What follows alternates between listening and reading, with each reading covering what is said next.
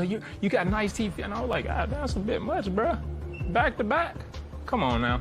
I'm confident. I'm very comfortable with my sexuality. I'm not the one that's crying and like worried about other people's. Hey, and I ain't ashamed of crying. Maybe you. Hey guys, and welcome to Little Blackbird 91. We are talking to you guys about Married at First Sight, the reunion. Listen, it was like that. You know what I'm saying? It came with all types of energy. Listen, the reunion did what it needed to do. It served it up on a plate and said, here, take that. You know what I'm saying? Backhand, forehand. You know what I'm saying? Top volley serve. You know what I'm saying? Slice. You give it everything. Down the side, down the middle. It was doing what it needed to do. And I appreciate that as well, the producers, for once in the goddamn life, not putting a clip that was in the show for last week, in this week, not at the very end. They said, no, you going to get all the smoke in a 5, 6, 7, 8 minute segment. You're going to see Justin literally show his ass, literally. And you're going to see Nate hand it to him, okay? All right? Now, I loved it. I appreciate it. And we got a lot to talk about. Those other things that happened, Lindy and Miguel, you know, I don't know, Kevin was not asking the question I needed to ask. I needed to ask some hardcore questions with Lindy and Miguel, but I'm not saying they're not going to work. I think they could be crazy enough to work.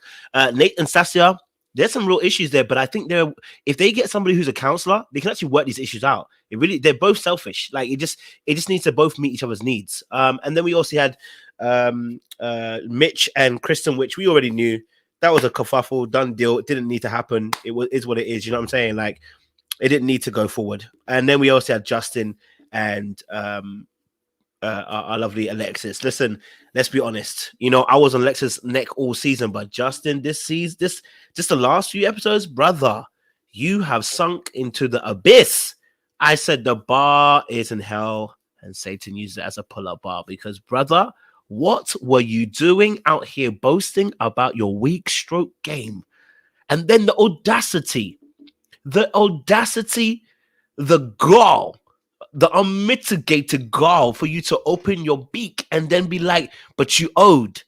Sir, you confident enough to say that when you only enter for a few seconds and you even admit you only enter for a few seconds? Do you think you're going to owe? Oh, sir, I'm going to need you to fix up. Okay, but listen, there's a lot to talk about on this particular episode. Let's get through. We're gonna really go through it. I'm joined by super panelists Seaway, Sean, and JR. As always, and Sean's even got his cap on to let you know that it's cap. You know what I'm saying? Because some of you are gonna be bumping them gums, I'm sure, this week. But listen, let's get into conversation. If you're new to the channel, like it, share, subscribe, click on the bell button for notification of the uploads. I appreciate you as well. For those of you who are returnees, really know what it is, baby. You got the minerals now. Just also, I forgot to even say. One thing I do say about Justin, what he did do is he did shut up Alexis. Yeah, Alexis tried it. She was like, "Oh, you trying to manipulate?" He said, "Well, you lied as well. Okay, you was with me in the lie." She was like, "Oh, yeah, that's what."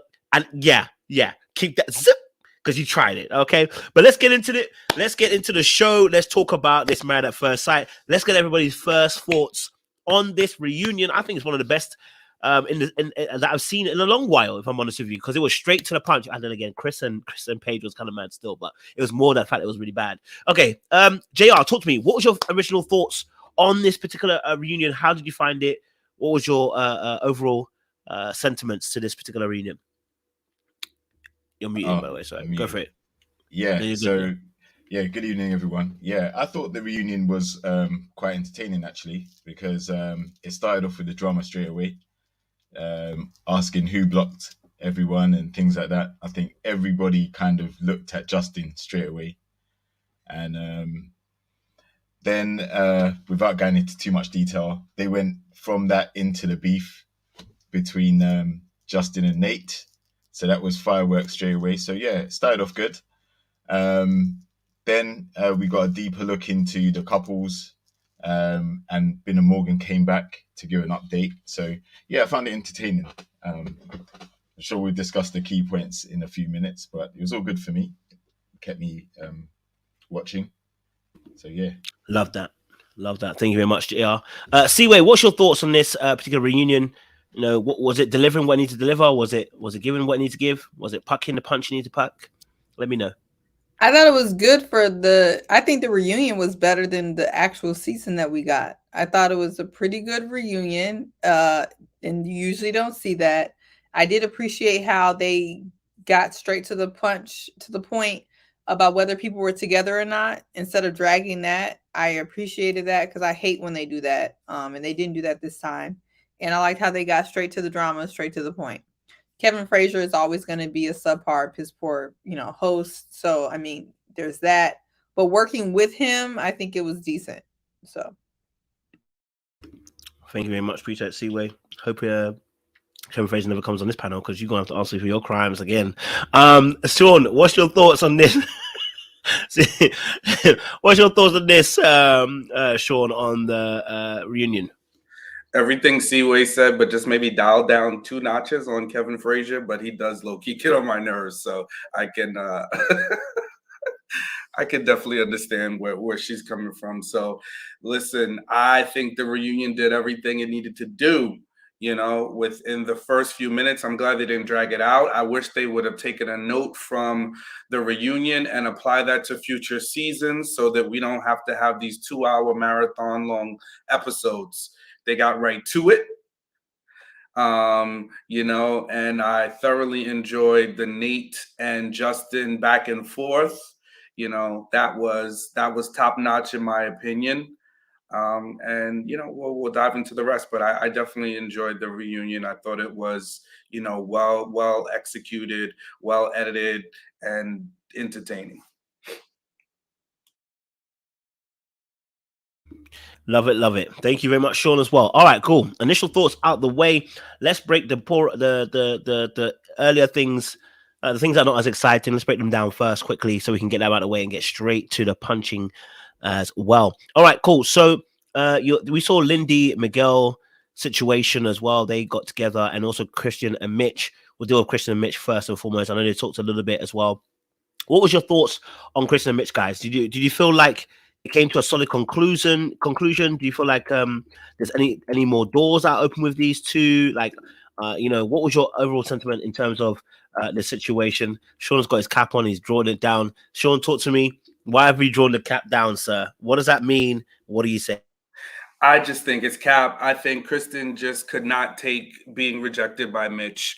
So she had to manifest yet another miracle in terms of, I'm going to leave the door open for him. Meanwhile, that's not what the man said. That's not what he meant. I'm not saying, should Mitch like her? Should he? Shouldn't he? I'm saying the facts are the facts, and he didn't want her. And it is just unfortunate, listen, she just didn't take the rejection well. And just the whole time she was talking and capping about, I know I'm fine, and I know I may not be Jessica Biel, but cap. He didn't want you. It's okay. He wasn't the lid to your pot, and you should be glad that he wasn't, because you and him are not aligned. And that's what I thought about it. Short and sharp. We love it. JR, talk to me. Kristen and Mitch. Yeah, for me, I think that the door is firmly closed on that one. She said that she wouldn't have chosen Mitch if he hadn't have said it first. I can only go by what she said at the time last week when it happened. I kind of gave her the benefit of the doubt and thought that she would still give it a go, but I'm not mad at it. I think that he is not ready for the type of lady that Kristen is, right?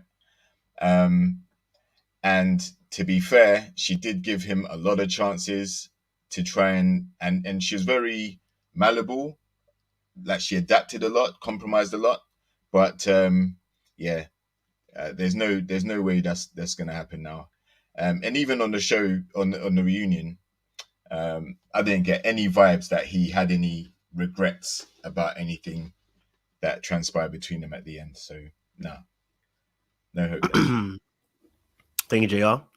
Thank you very much. Seaway, thoughts on Kristen and Mitch? What are you saying? I think my frustration with the segment was Kristen kind of making it seem like she had drawn a line at any point. I remember Kevin Frazier had asked her, when was the breaking point for you? And then she had said, oh, when he talked to my sister. And I'm like, yeah, well, that's when you got mad. But that wasn't the breaking point, because even after decision day, you were trying to leave the door ajar, cracked, half open, half closed. So I don't think she really. I think she was trying to like keep her pride, you know, and have some pride about the situation, but in reality, she never was done with Mitch. You know, as long as he was willing to come back, she was willing to be there, which I think is pretty sad, but that's just the truth. So I didn't like that rewriting of history that she kind of did with that segment. And I understood what Mitch was saying. Like, he was just kind of tired of looking like the bad guy because he wasn't attracted to her. And he tried to say it, you know, in different ways, and it still, you know, wasn't enough. So I don't know. The segment, I mean, I feel bad for Kristen. I still feel bad for her ongoing. It's an ongoing kind of disappointment for her that she was matched with Mitch. But she's trying to act like she was ever put her foot down with Mitch, and that didn't happen. This man has had to deny her and reject her way too many times. He shouldn't have had to even deal with that door ajar, door open situation. She really should have took her ball and went home after decision day, to be honest.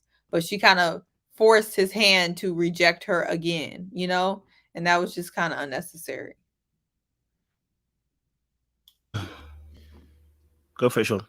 Yeah, I was just gonna add to that, like, you know, yeah, I feel like he denied her more times than Peter denied Jesus, you know, and it's a shame.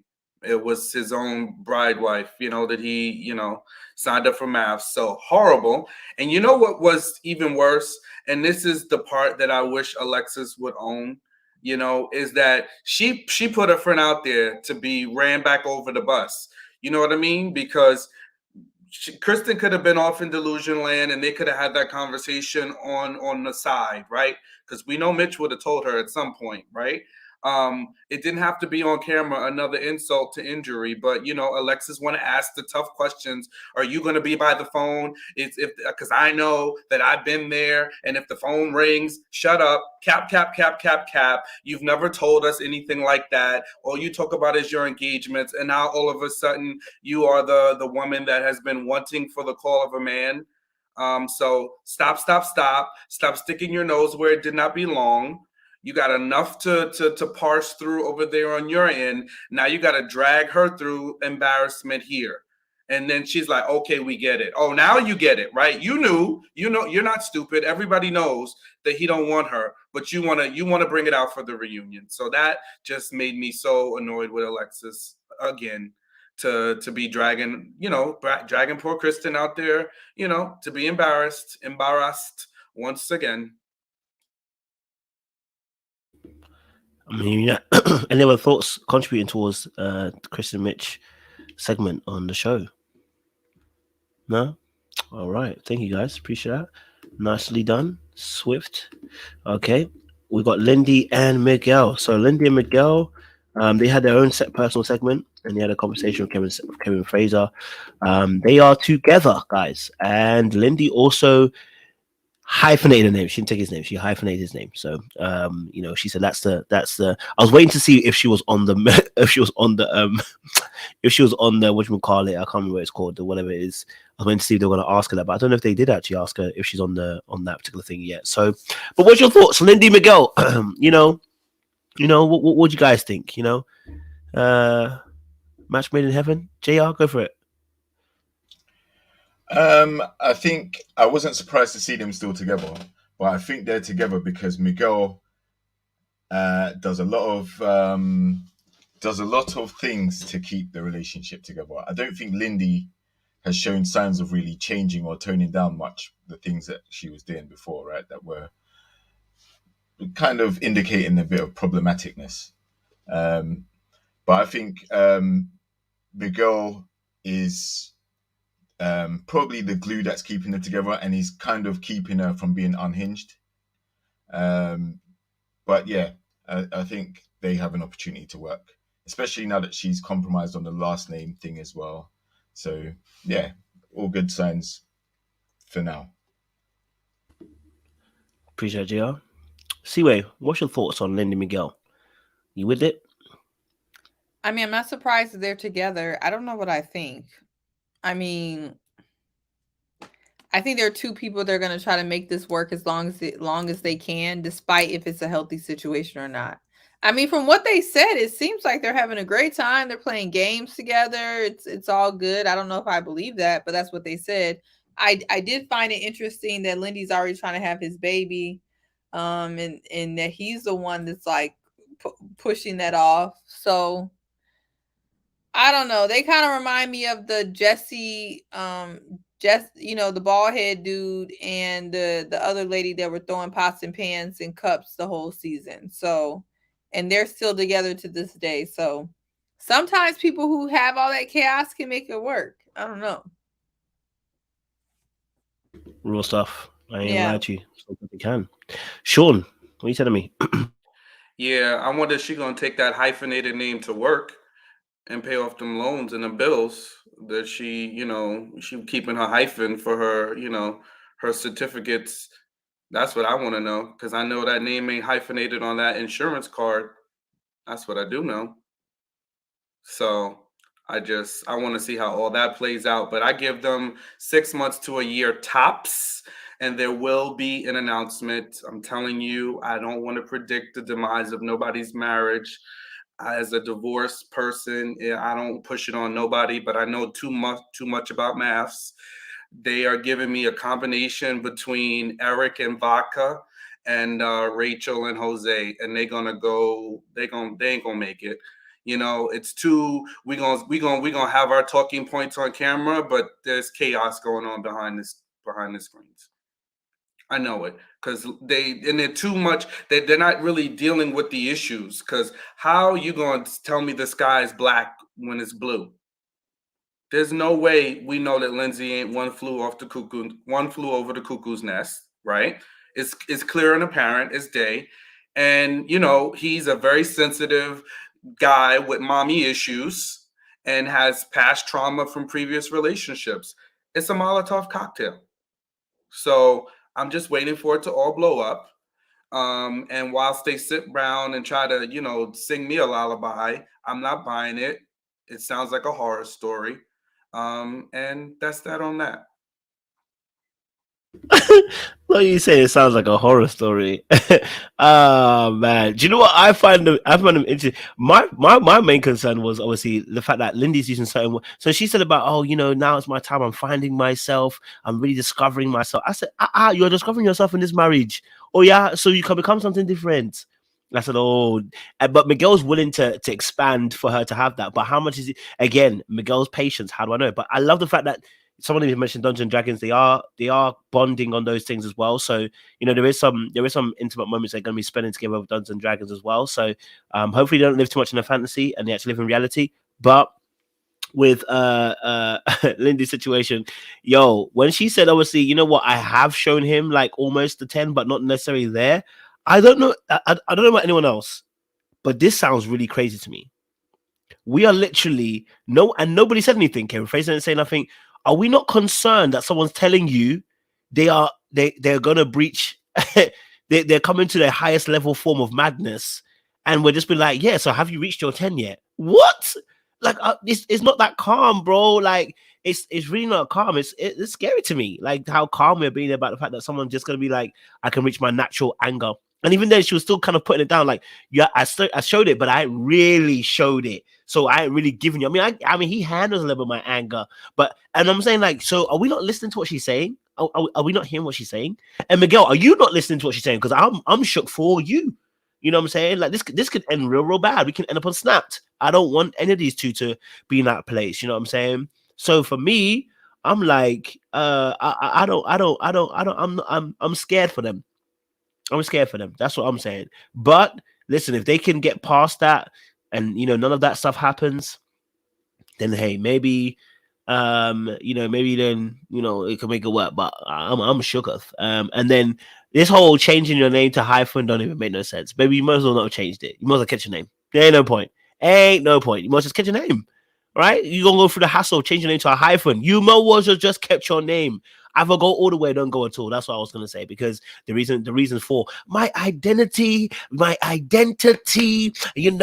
it's in I said, well, baby, if you're gonna hyphenate it, baby, you both just go all the way, or don't do it at all. I was like, because you're screaming about identity, you weren't really on it. But hey,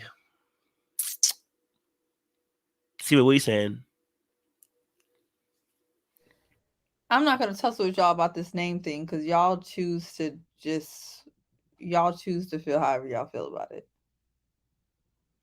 I will never understand why y'all don't understand why people want to hyphenate their name, but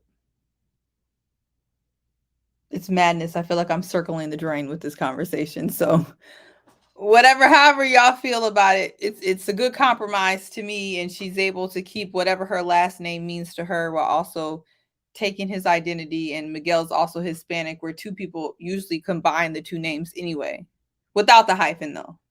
You just have two last names. So if that's his culture, then that's it's cool. It's 2022. I mean, people hyphenate No. their name. It's not. This is 2022 means nothing. We are not equal. I keep telling you.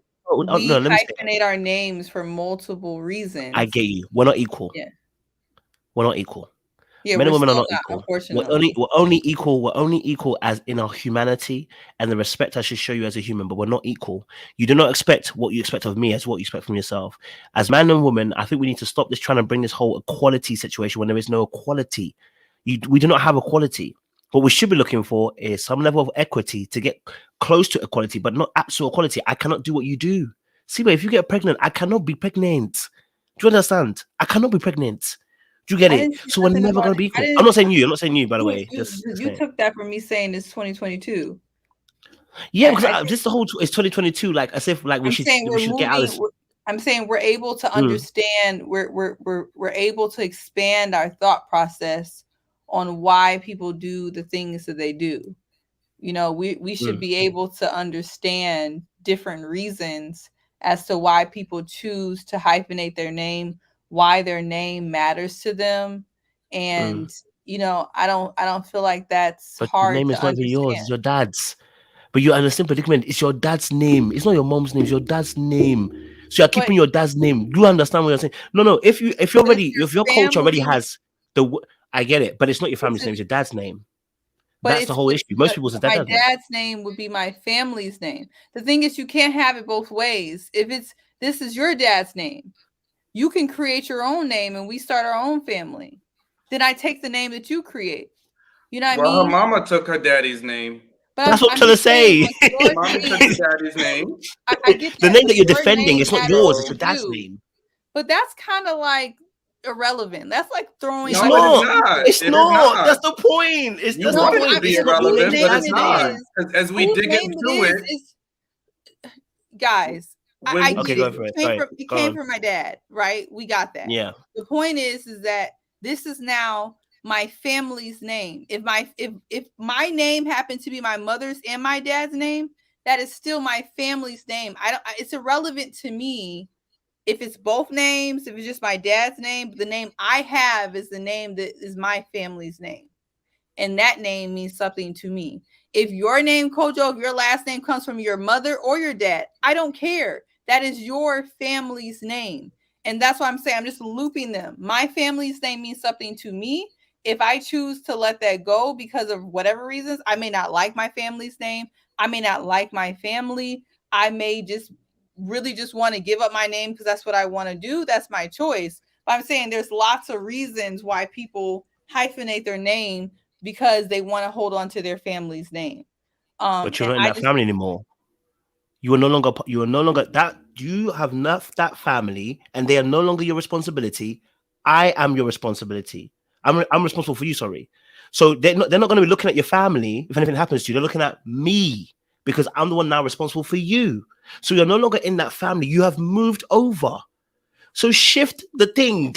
Take it over. You are now in a new company.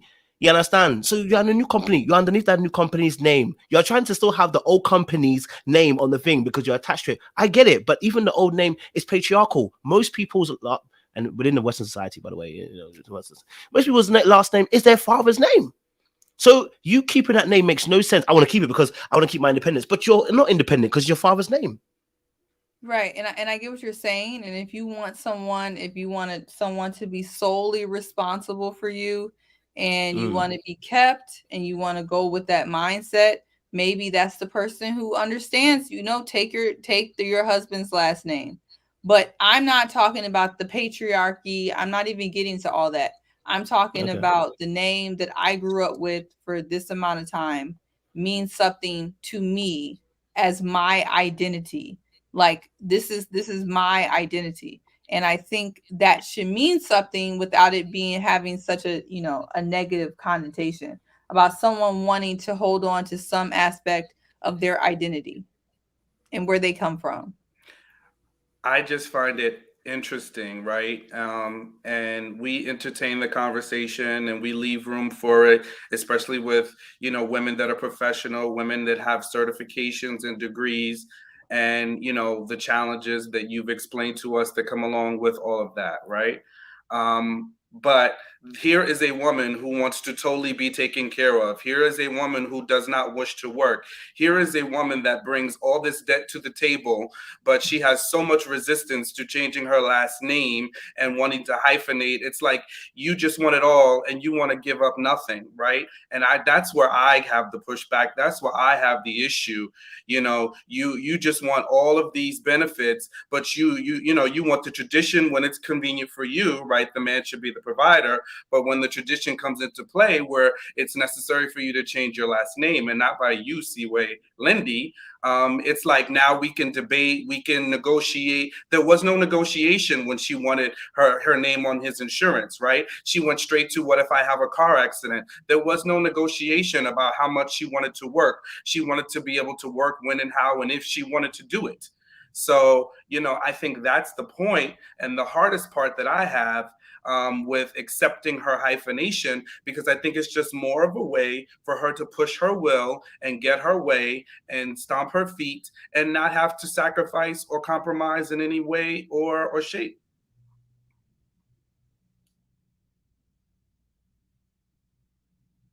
I mean, I can understand that. Depending on her reasonings for taking her last name, if it's a I am woman, hear me roar argument, you know, then that doesn't really work with some of the other lifestyle that she would like to live. It's hard to have that reasoning, but yet live a dependent lifestyle. And I understand that. I'm only pushing back on the ongoing everlasting shade that I feel that women get about this last name thing when people have their own reasoning, and a lot of women are not necessarily like Wendy. And I just feel like it's important to respect women's choices as human beings and as their own people who have their own reasoning, their own hearts, their own identities, their own souls. And I think that should be respected. And that doesn't mean that we love you any less. But I also can understand the you know, you can't, you know, have your hands in two pots and, you know, want your own identity, you know, but demand a lot of stuff that are kind of traditional roles. And I think that does cause some issues there, and I can understand that. I'm just saying, if we're doing that, remove every tradition you've got in there. I feel like women, this is the only part I have a problem with sometimes with women, is that you guys you try to hold your cake and eat at the same time. Like literally this whole situation, let's take it from the very beginning. If I meet you, pay 50%. You pay your bill and I pay my bill. When we first meet at a restaurant, pay your bill and keep that same energy. Because we're not doing tradition anymore. We're going straight to, but then Albie look like you're being cynical because you're being an idiot. No, if we want to remove those gender norms and remove those traditions, when you get to a restaurant, I want your hand going to your purse, lift your card out, get to the contactless and let it go tick tick. I want to hear tick tick. You understand? I want to see it tick tick.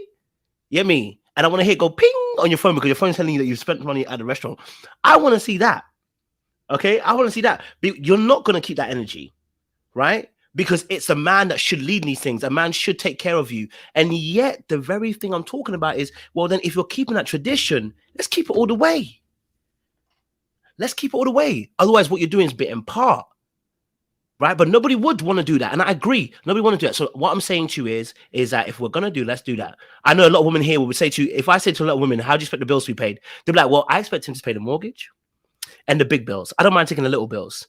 Come now, when I say pay 50-50, look at you, roommate. The insults start raining. Why? Because you have an expectation of what roles you want me to play. And I'm saying to you, if that's the role you want to play, fantastic. Make sure you also are playing your role. That includes your name. Because you're expecting me to play my role. Kojo, you can't be for real right now. I'm being very for real. No, you can't be for real. Because I'm being very for real. No. You can't. There's I'm being very for real. There's no way you could be for real because you act like so by your logic, then that means that all of the women, because when we take your name, that means that we shouldn't work. We should be in the house. You should do all the stuff. We should do all this stuff. We should do all the domestic stuff. You should do all the stuff outside the house because it's either all or nothing. That's not how any of us live our life. Every relationship, we have the ability to pick. And JR said cherry picking, but that's what we all do in every relationship. We pick and choose what works for us. So there's many things about me that aren't traditional. Mm-hmm. There's also many things about me that are traditional. I hear you. So I pick and choose. There's some things that men don't get that choice. Is very traditional. Men do not get that choice. They do that is not traditional. My point is that just because someone has one thing that you may find to be not traditional, that doesn't mean that they have to throw out all the other things, because it goes vice versa. There's some things that women may want in a relationship that I wouldn't want. There's things that I would take care of that other people may find masculine. There's things that I do that other people may find feminine. The point is that, and I'm interchanging that with traditional, not traditional, whatever. But I think when you're having this all or nothing mindset, we're hopping to extremes. No, I don't think we're hopping to extremes. If you're saying we can take whatever we want to take, if I decide now, if I say to you now, you're going to say, oh, it's okay, you can do it.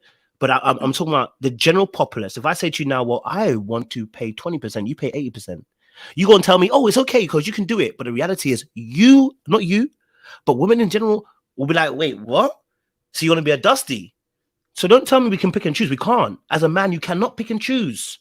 This is a whole reality. You cannot pick and choose. Women can pick and choose. Men cannot. When it comes to provision, protection, if now a situation happens, right? Someone breaks in and I decide, I push you, Seaway, handle it. If anything happens to you, people are going to ask me questions. If now I jump inside the way, no one's going to ask you, so Seaway, did you not jump in for your man? Nobody gets to jump into that. So there are certain things that do not change ever with men. And I'm saying to you, there are certain aspects of this which we don't get a choice in. We don't get a choice in, irrespective of whether you were 2022 or whether you were the dinosaurs. It don't make no difference. We're still having to play certain parts of the role. So I'm saying to you, okay, look, I can agree with certain tenets do change, but provision, protection, baby, they don't change. You understand? So I'm saying to you, listen, what I'm saying is keep the name thing. So no, but those are the most important things. You wouldn't choose, I keep saying something, you would not choose somebody at McDonald's. You will not choose him. You will not choose somebody at McDonald's. You will not do it. Will you do it? Yeah, but the same thing. I mean, I compare those, like what you're talking about are very important things. Just the same way that in the relationships, women are supposed to tolerate successful men cheating. They shouldn't. Yet if a woman cheats, literally she's a scarlet letter. That's what I'm saying. Like we also have those things that we literally cannot do, even when we're single. Like for right now, Kojo, you can go on a 2-year whole phase if you want. And when you're done, you are prime. You're prime. We're gonna be waiting for you in 2025. Hell, whenever you're done. I agree. A woman cannot do that. Yes, because you're not equal.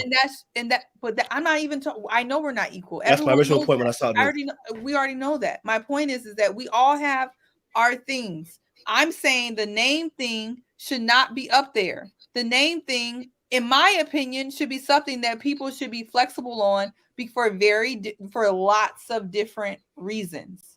I'm not here debating with you about if a woman cheats, we should be treated the same way. Why don't I do that? Because that's a lost cause.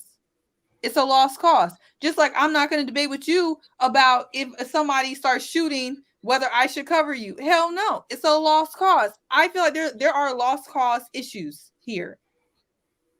I don't believe that a name thing is a lost cause issue. I think you should throw that bucket. But if it is for you, then everybody who is signing up to date you, then they know what they got to do. Mm-hmm. Give up your name or turn the F around.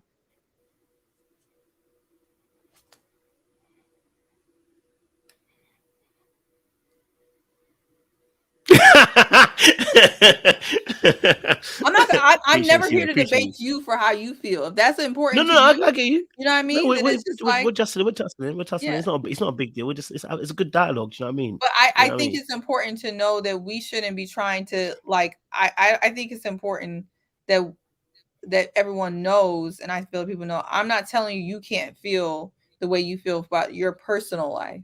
You know what I mean?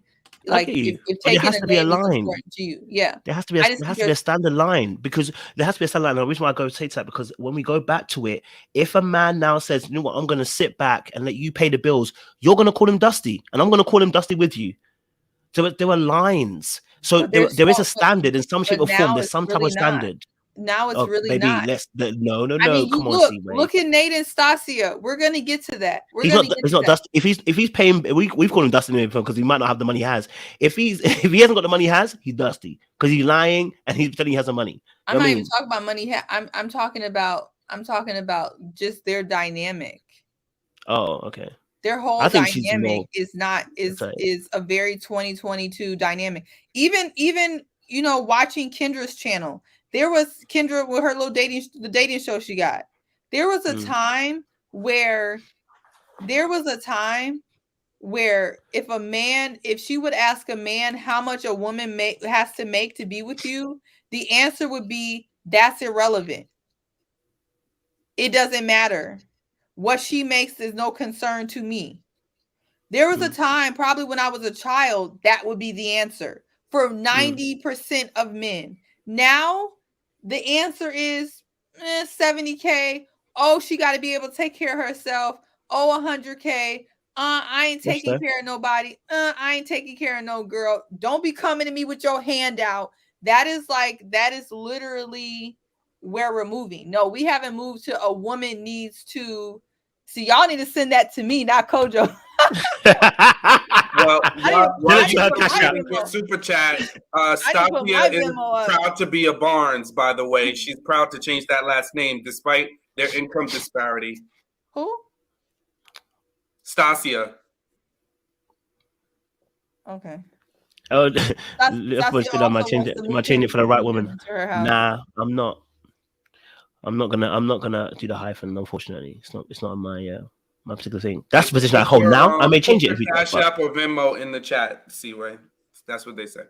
Go ahead. Yeah. Anyway, that's all I'm saying. There's a lot of changes in the atmosphere. Okay.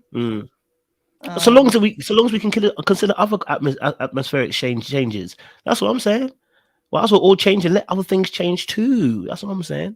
I don't mind the change, but listen, if we're gonna change, let everything else change too. But you said I was pulling it when I said about first date. That's what I'm trying to say to you. That you want to hold on to tenants, and I'm saying to you, whilst we're changing things, let's change it all.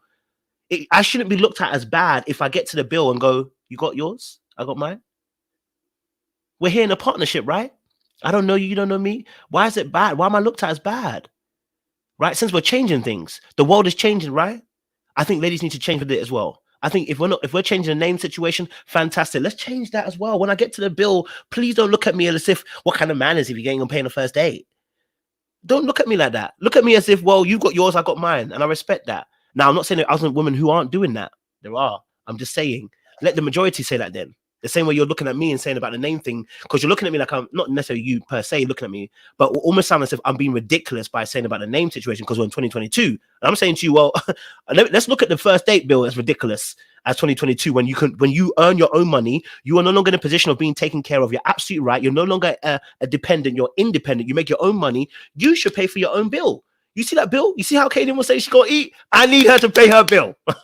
Pay for the crabs. Do you know what I mean? But no, but in all jokes aside, like, just like if that's what we're saying, So, but I'm also with you. I'm also with you. I'm being hypocritical at the same time because we all mix certain traditional culture. No one's got a pure, unadulterated traditional culture. You know what I mean? So that's fair as well.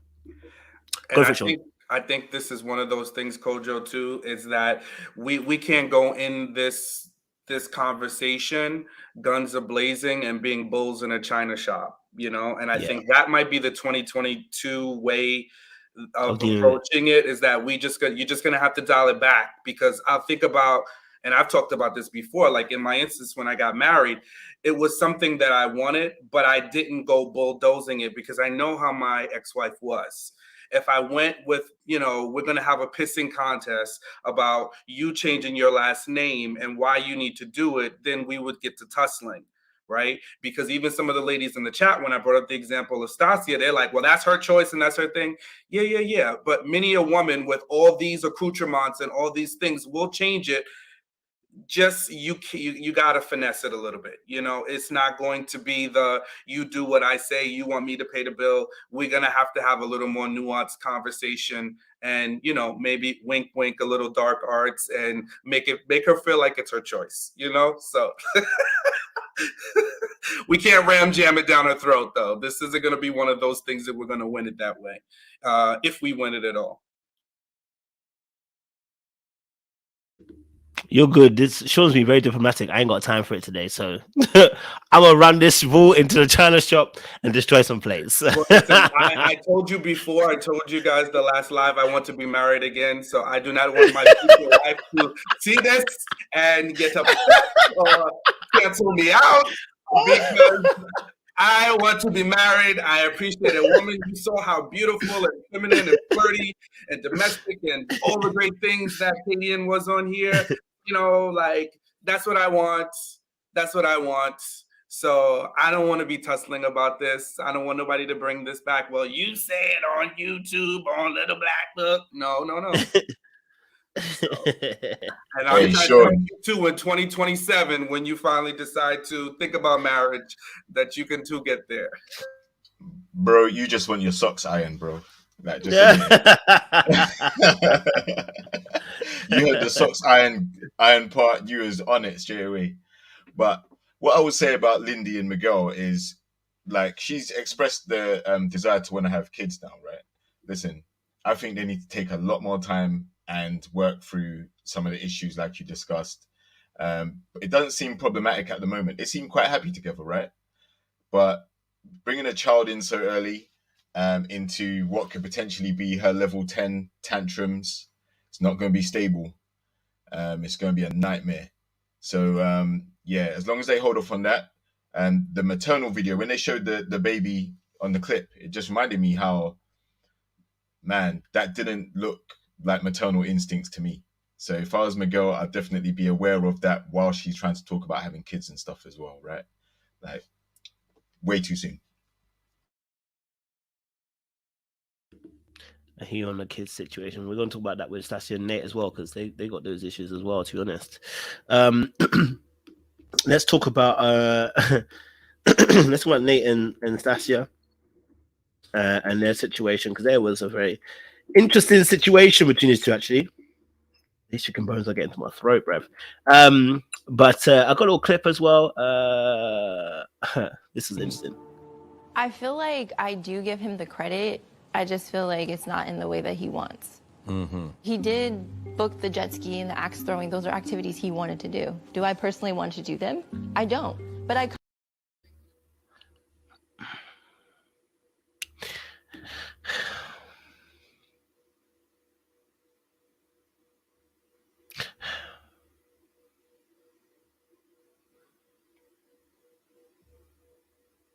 Someone free Nate. What's your guys' thoughts on the Nate Stacia situation? I mean, I'm not gonna lie to you. I think both of them, you know, it's not easy. So I'm not even trying to take sides with both Nate and Stacia. I don't think it's that case in this scenario at all. JR, what's your thoughts on this?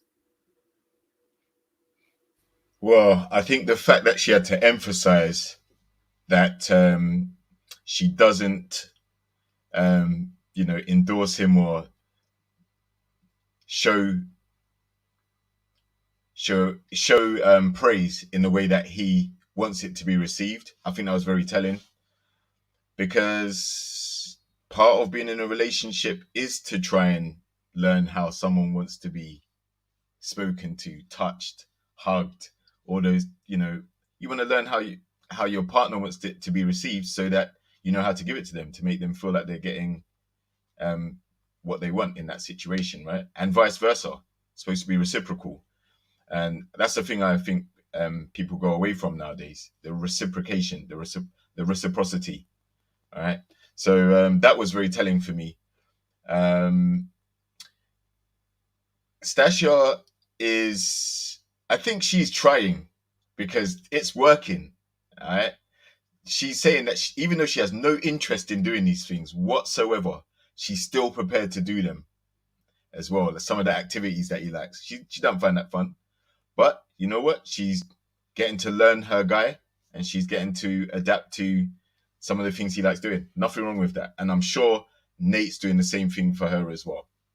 But just the fact that she had to emphasize it, that stood out for me. It didn't need to be said. Like, it's part of the relationship. You're learning each other, learn each other's love languages, learn what type of TV shows you like, what time you like breakfast in the morning. Learn those things.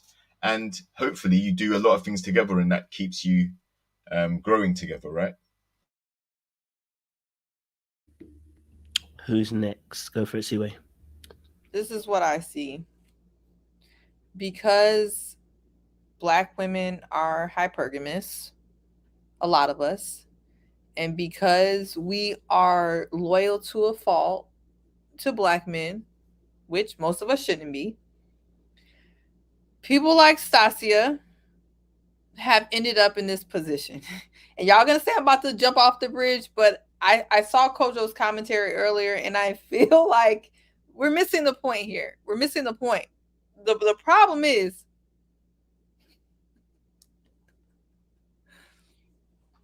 the women in the chat know where I'm going with this. The problem is that somebody like Stacia, of her pedigree, of her money weight class, of her attractiveness level, that all that combination shouldn't have been on Married at First Sight to begin with. Married at First Sight found her the best guy they could find, a stock day trader who I don't believe is trading stocks, and he did the best he could, right? Nate is really working at his capacity. He's really trying here. He's giving an A for effort. But his problem is the fact that he recognizes this difference. He recognizes that women are hypergamous. He recognizes that it's a power imbalance to move into someone's house, right? Because Nate has enough sense, he has enough home training to know that this is really not how this is supposed to go. So he's holding on tight to his apartment. It has nothing to do with whether they have the money to break the lease. He's holding on because he's holding on to the last bit of his manhood. He's holding on to his balls. He's trying to hold on to whatever he has left. And I can't say he's wrong for that. It's a survival. It's his manhood survival instinct.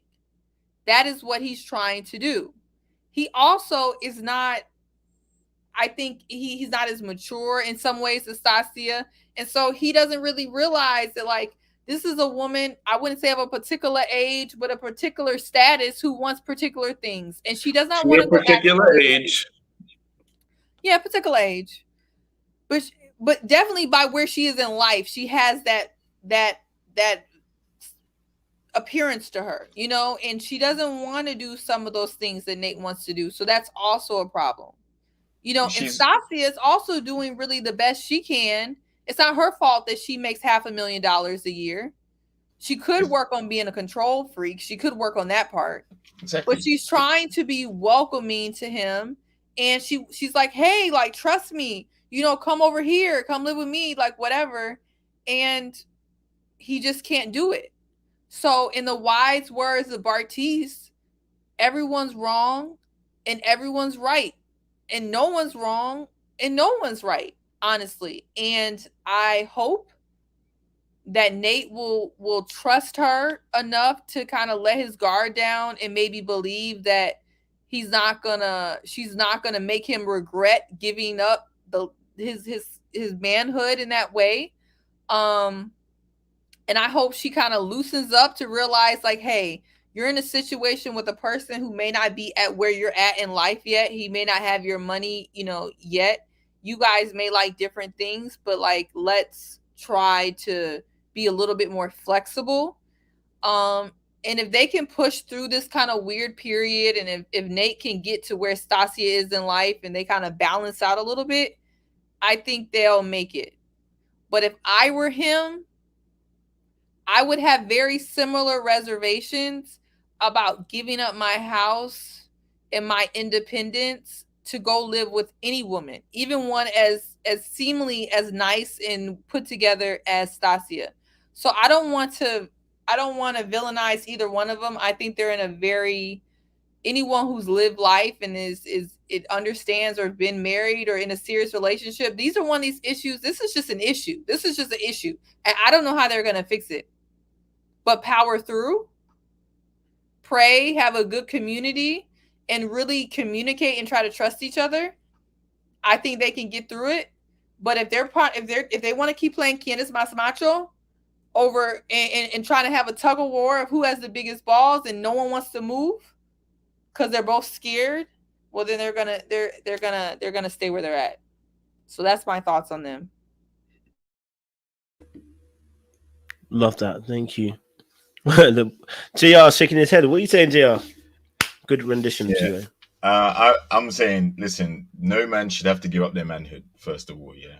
Like, it's unfortunate that he's with someone that makes so much money, because obviously there is going to be that power dynamic. But, she could have applied for Millionaire Matchmaker, and if she's hypergamous, could have found someone that way, right? But the chances of meeting guys in the majority that aren't entertainers or athletes, or even you could say realtors or in tech, it's going to be very slim that she meets someone where she is in a relationship where she's dating up. But the problem is that with that financial power that she has in the house or in the couple, in the relationship, it's how she uses it. Because if she takes away his manhood, emasculates him behind closed doors, if he does something wrong, starts berating him and all the rest of it, he's definitely going to regret moving into her house where it's going to be her rules. All right. So I'm not saying it's going to happen, but I'm saying that she needs to make sure part of her role in the relationship is to be moderate in the way that she handles his masculinity, right? As well as the way that she may flip out in the relationship if things go sour. Because sometimes the damage can be done and it's hard to undo it. And if there's that motivating factor where, well, I earn more than you, so I've got more say than you and I've got more power than you, so you just shut up and deal with it because you're in my house. Anything like that is just not acceptable. But like I said, the good thing is we're not seeing that. What we're seeing is her trying and he's trying. And that's what's leading them to this point so far. I hope it works out for them, because I'm an optimistic person when it comes to these shows. I watch it to see which couples actually work out and last. So yeah, good luck to them. But yeah, I just think that whole giving up the manhood narrative and that's wrong language. No guy should have to do that. Brother, I hear you, JR. I hear you. No man must give up the manhood. Go for it, Sean. See what he's looking at me like. Well, in the beginning, I was thinking Seaway was on a cliff, but then she got some. She had a parachute. That's what she had. She had a parachute. She got some, but I think she tethered herself because sometimes when you're rock climbing and you kind of slip down the cliff a little, but you have good tethers, so she was tethered back up. Because that first comment is what was I saw the cliff, but I hear what she's saying. I think this is an example of somebody that I kind of feel like Stacia can be a self-sabotager, right? Because we talked about all the financial imbalances and we know what that's going to bring. And I think everybody nailed those points. So I'm not going to talk about that. But I think the part that troubles me is that she is a self-sabotager. And one of the things that Nate is good at doing, I'm not saying he's perfect, I'm saying, but one of the things that he is good at doing is kind of calling her out for the things that she does. And she's done that all along the way when he told her she was manipulative, right? When they were having that discussion in the kitchen. And then again, he told her at the reunion that she has a way of moving the target. And we've seen her kind of do that. We've seen her try to push him to say that he's in love with her. And I think, unfortunately, I don't know what her relationship experience has been, but it seems like she just wants everything from him at once. And for anybody that has relationship experience, that things come in time and certain things are non-negotiable and you should be getting straight out the gate. But certain things in terms of the person getting to know you, them getting to know what you like and what you don't like, them understanding your idiosyncrasies. You hate the toilet down, you hate socks on the floor. Those little things are going to come in time. And then there's the other part of, what are those little things that you're going to just have to get over, right? Because it's going to be on both sides. Like, you might get annoyed that I put my socks on the floor, but that might not be the most important thing to you. And I think that's when it comes to picking your battles and realizing, what are we going to die on a hill for? And I think Stacia just wants him to measure up. And she constantly talks about his mommy issues, which I'm sure are there, because they have to be when you're neglected by your mom. There's no way you don't get around that. However, her daddy issues are coming out because she's projecting and putting all these things that she expects from him so very early on. And, there's always that but. Nobody likes the but. We talked about it when we had the attraction conversation. We talk about it when, it's here again when we're talking about if you feel like the person, does the person appreciate you? Do they treat you well? Are you satisfied by them? No one wants to hear a conjunction at the end of that sentence, right? Yes, I love everything that you do here, but no, nobody wants to hear that. And I think she understands it, but she feels like, well, why can't I do it? Because it hurts him, because it invalidates everything that you said. And you need to work on that part of yourself where you have this list that's unfulfilled. It's worked for you in your professional life. It's worked for you from a career and an entrepreneurial standpoint. It doesn't work with human beings. It doesn't work with human relationships because I'm going to disappoint you. Right. And also, you're not going to be all those things to me. Trust me, as much as you might think you are, but you're not going to be all those things to me either. So you need to give me grace the same way you want to have some grace for yourself, because as pretty as she is, and she's beautiful, right? And as accomplished as she is, all those things do not equal you making me 100% satisfied in a relationship as a wife. Right? It takes a lot more than that, and vice versa for a husband. So I need her to exercise the same grace that she wants from him to him, and to stop making this ever-growing list, because he's going to get tired of wanting to meet all those check boxes on that list. But I wish them the best. I want them to make it. I said a lot, right? After the but, you would think, and this is an example of, it sounds like a lot, right? It cancels everything you said. So I think she needs to really sit on that and really do some hard work around how she frames things, how she speaks, how she deals with him, what her concept really is of what marriage is, and who Nate should really be to her.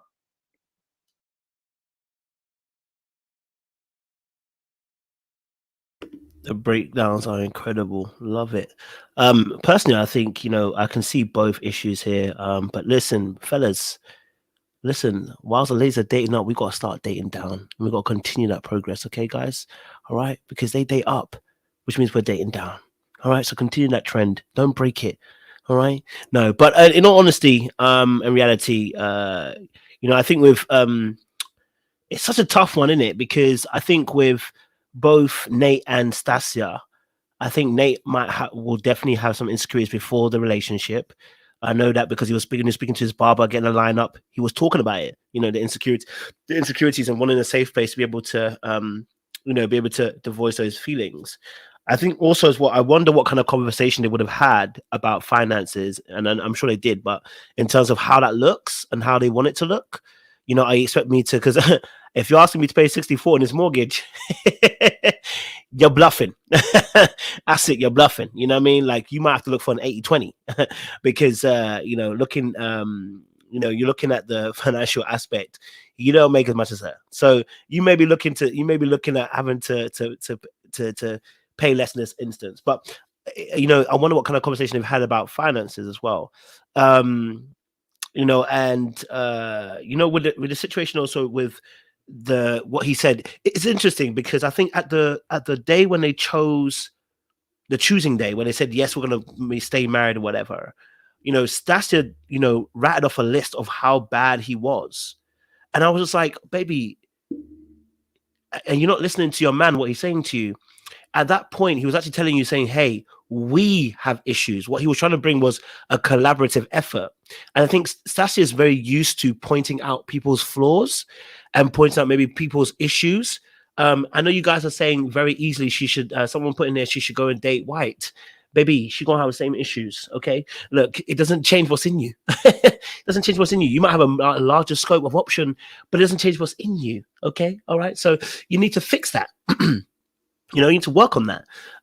So yeah, I noticed that, and then I noticed how she kept on saying about he was doing. It was not a very mean tone, but it was accusatory. And whenever you have an accusatory tone, and I'm going to talk about this on a video. I know I'm not going to trigger a lot of black women when I say this, but we're going to tone police people. And I'm talking about black because we're black. That's the reason why I'm saying black women. But we're going to start tone policing people, both men and women, right? Because women actually tone police men a lot of the times. Right, you see us talking, and they did it with the Corey and Tia Marie, Tia, whatever her name is, video. Right, when I was pointing out them dating, they said, "Oh, look at his tone. Look how he said it." Y'all know what tone is, so let's not pretend we don't know what tone is. I'm talking to a very specific group, by the way, not everybody. So there is a need for addressing tone. And so when you have an accusatory tone, someone else on the other end can actually pick up that tone, and immediately they're feeling some type of way about the tone that's been taken. Now, obviously, with the situation with her and Nate, I said both of them are selfish, because him doing dates which have nothing to do with what she wants to do and then wanting credit for it, it's madness. Bro, you want credit for stuff that she not even want to do. You know what I'm saying? Like, then you have to take the credit that she's going to give you in the wrong way. Right? Because at the end of the day, you didn't even do what she wanted to do. She got onto your thing. It's like, I wanted to go here and I invited you. That's why you came along. Do you know what I mean? So you can't really get the credit that you really want for that. Vice versa too. She said too, I give him credit, but not in the way that he wants. You two, you're mad. Why are you choosing to give credit in the way that he doesn't want it? That makes no sense. You're both petty and you're both mad. You understand? So then you realize there's this battle between the two of them that they both need to figure out how to serve one another. Like, I think if and again, the only way this really can work, and I'm going to be very real with you, the only way this is going to work with a man in this dynamic is when they both say the money's ours. If we don't have the ours mentality, this is probably not going to work. I'll be honest with you, right? Because the ego of us as men is not going to stop. He's going to feel some type of way. You know what I mean? So I think if they have an ours mentality, which I can see where you can hear Nate trying to initiate the ours mentality, but Stacia doesn't see it that way just yet. She hasn't come around to that way of thinking. But I also believe it's because she doesn't listen. I'm going to say it straight. She thinks he's dumb. To be honest with you. She does not consider him as an equal. And when you hear the conversation between I'll put a clip. And I'm not saying that she's going to literally say that he's dumb. I mean, in the sense of, compared to me, you're not levels. And it's not just money, it's intellect that she feels this as well, right? Because when she was talking to Kevin, he asked her, are you satisfied? But when he asked her, let me see what the clip is, about what she was satisfied by, this is what she said. Provoking conversation. I like to have the ability to feel like I can tell him anything without judgment. I like to feel like I'm a part of a partnership, a team, where he's looking out for me, where he's putting me above all, where he's communicating. You want to be in a team, but you want him to be above all. But anyway, I digress. So now, back to the original thing that she was saying, right? She said thought-provoking conversations. And I said, I can actually identify with Stacia. I know what this feeling is. But there's the depth. And remember, she's always been complaining about his depth. His depth. I feel like the depth that they have with one another, she does not feel he's on the level. And that's going to be a struggle. That's going to lead to emasculation real quick and disrespect real quick. You know what I mean? And I'm not even saying that for her in a bad way. I'm saying she just doesn't see him on that level because he doesn't output that to her. That's not his range. That's not where his skills lie. It's in a different area. So they're going to struggle in that aspect, let alone it be him planning dates. It's going to be the fact that he's not deep enough for her. You know what I mean? So that's a struggle in itself. But the one that really killed me was this clip here. Oh, this clip here, baby, this clip killed me. I said, at this point, Nate, divorce her and be out of there now because they ain't coming back from it. Or there's something missing, or I'm not getting deep enough. Do you feel satisfied by your husband?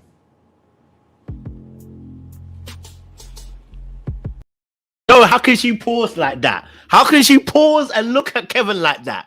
How can she be like...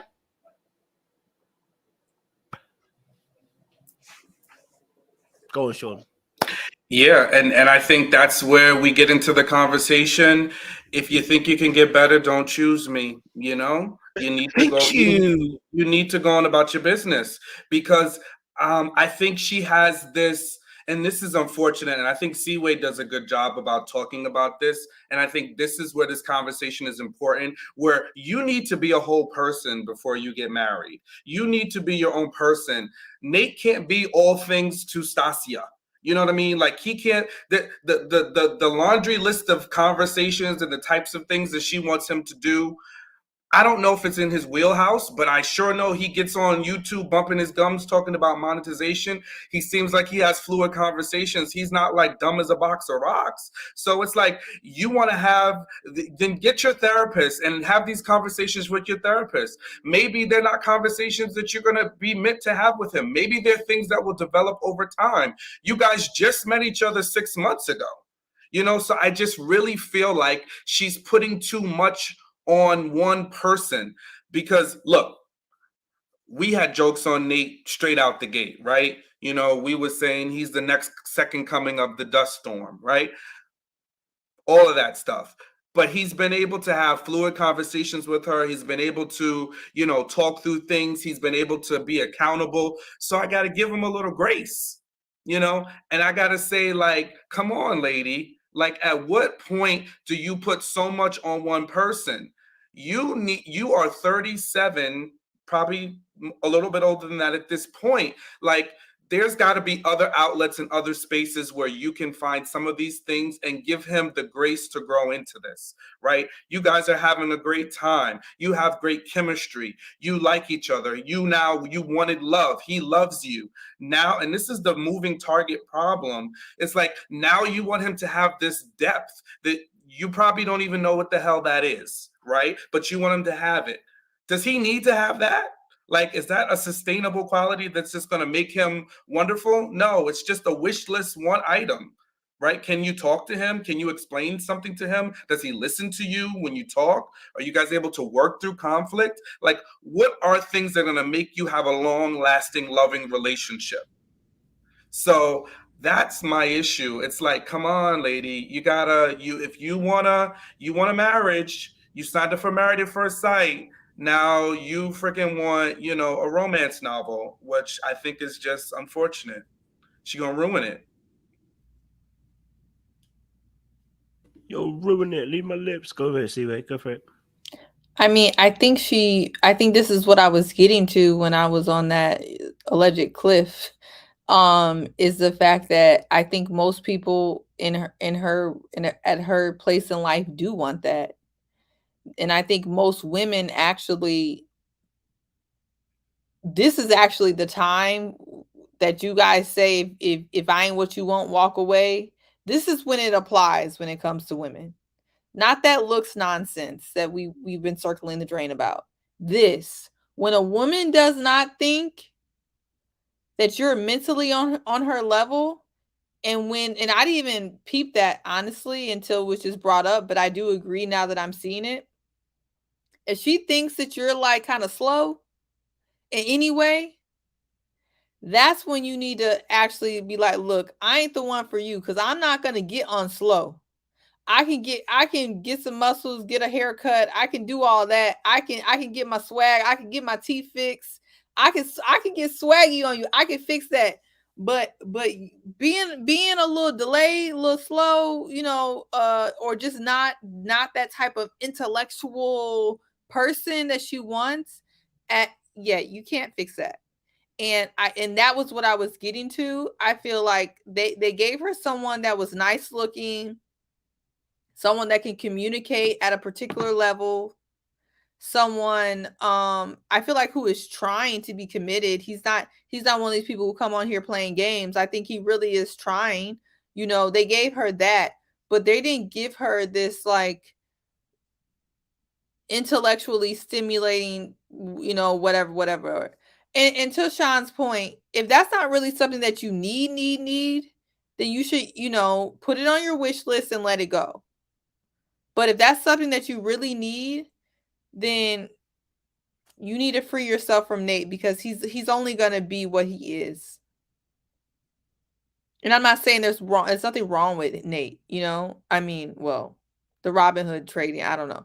But in general, Nate would be perfectly fine for somebody. But and I've had a dude, that me feeling like he was slow, legit, pretty much in many ways ruined. I'm not gonna say that was the only thing that ruined the relationship, but me feeling like I had to explain stuff to him 5 different ways because he didn't understand what I was talking about really was a problem. And I feel like he also felt the intellectual gap as well, and it just caused a lot of tension. It caused too much tension.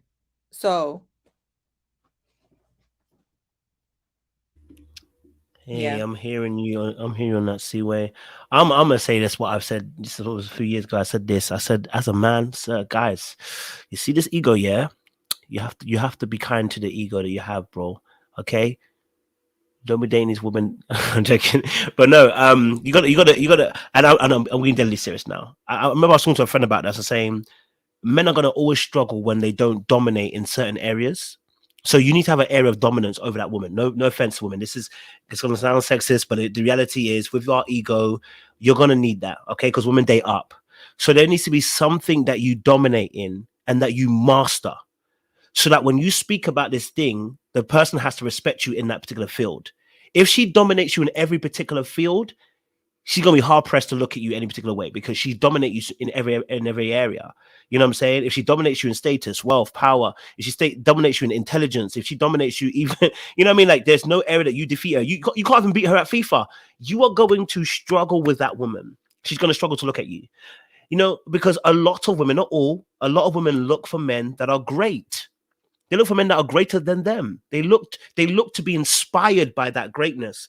And unfortunately, if you're not dominating any particular area, you don't master any particular area, and that woman masters more than you, it can be very difficult in those particular situations where that woman will respect you, right? So now I'm looking at Nate and I'm going, okay, what area do you master in comparison to Stacia? I mean, to be honest, I think Stacia will be hard pressed in any area, so it don't really matter. She'll probably tell you about yourself in those areas too. But what area do you master? And that's what I'm saying, that this can be very hard for Nate in this relationship, because maybe to other women, he masters finances. He's making a good amount of money, quote unquote. If he's making 150K or whatever, to a lot of women, he's making a good amount of money. But now he's met somebody who also financially is dominating that area, right? So, for instance, so money is one thing. Spirituality is another aspect. If you have the same spiritual backgrounds as well, are you more dominant in that? You know, do you know more about life in terms of things, getting things, everyday things done? What's up? What's happening? I might go out. Carol said that Nate masters the bedroom. That's what he got. That's what I'm like. I was going through your list. I'm like, Dad, Kojo, what is he mastering? Thank you, Carol. Because I was like, what is it? Is that? Let me put up it. Let me put it up. Yeah. Well, unfortunately, the bedroom's not enough here. Because she grown. Okay, so maybe he doesn't master it enough because she's not even mystified by the spell of that the lash. So maybe he's not even hitting it right the way he needs to. But all in all, you know what I mean, there is something you have to master. So that's why I said men tend to date down, because you need to if she has too many dominant characteristics in terms of everything else in life, she's going to struggle to look at you respectfully. It's just the reality of things. It's a sad reality, but it's the reality of our biological natures. Most people, not all. There are some women who can, but most of us women are going to date up. And as they're dating up, they're choosing somebody who's dating down. So it is what it is, you know. Obey the rules and you should be safe. Don't, and well, you could be in Nate's situation now with Stacia. Looking at him, talking about a moving target. He said a moving target, and she said, yeah, I am a moving target. Did you think that? He told her, you're a moving target. She said, yeah, I am a moving target. But you know what it is? It's because I have high standards. No, baby. Did you understand what he said? You're a moving target, meaning the goals keep shifting. And you said yes, and then said no, because my standards are high. How can your goals keep shifting? I said, you didn't even understand. And you know what, Kojo? And that goes to all of our points that all of us just made. There's nothing that he can do. If she doesn't see it, she can even see how intelligent he is, because like I said, somebody's like, well, what is he doing? He has definitely been patient with her, and she's admitted that, right? He has made adjustments for her in terms of the things that she likes, right? He has accommodated her long-suffering ability to want to control everything, right? He's been not perfect, but open to, things that she wants to do. Right. So those are a lot of concessions for somebody that wasn't doing them before. So I think that is a good point. If you have a perception, sometimes your perception of the person skews who they really are. Because she missed the mark. Because if she's so deep, so intellectual, you would understand that moving the target has nothing to do with your high standards. Moving the target means that you're constantly changing what you want, and it's never enough. You're never satisfied, right? So you need to take a time to deep that in. And I just think part of her is she doesn't listen. She doesn't listen to understand. She listens to rebut. She listens to argue or to defend. And that is a very bad position to be in. It's not something she can't fix, but that's something that she has to work on so that she's really hearing him. And that goes back to Jennifer, 100%. I said it very early on. She's a self-sabotager, because people who self-sabotage, they are waiting for the ball to drop. So they look for everything and they nitpick it to death. And that is exactly what she's going to do to this relationship, other than let it flourish, because it's already starting from a very difficult point. Being married at first sight, you're at a disadvantage. So to have so many things clicking on all cylinders, you need to celebrate those markers and not emphasize the things that aren't working. And that's the part that's really on her. So I think I don't know. I really don't know, because it's very hard to be underneath that microscope lens of constantly not meeting somebody's needs. So, it's the sad and unfortunate part. And one last thing is, I know some of y'all said y'all gonna date out, just like when us Black guys, we say we're gonna be passport bros and we're gonna go to this country and that country and we're gonna get that woman, that other woman, that preference. We find the same woman, right? And when y'all go out there and y'all want to date that man of another color, trust me, you're going to find that same man, because most of us, we're similar. Not 100%, but trust me, unless you're dealing with you're going to run up into another person the same way. So deal with you first, and don't make it about all the other guys and all the other women. For us fellas, deal with you first. That's what I say. When my friends, and I tell my friends all the time, I have a couple of them, they're like, oh, bro, we need to go to Costa Rica. We need to go to Colombia. We need to go to DR. And that's where they make them good wives. Cap, and more cap, and double cap, triple cap. Watch 90 Day Fiance and see what you get. It's madness. It's foolishness everywhere out there. We need to fix ourselves and then move forward.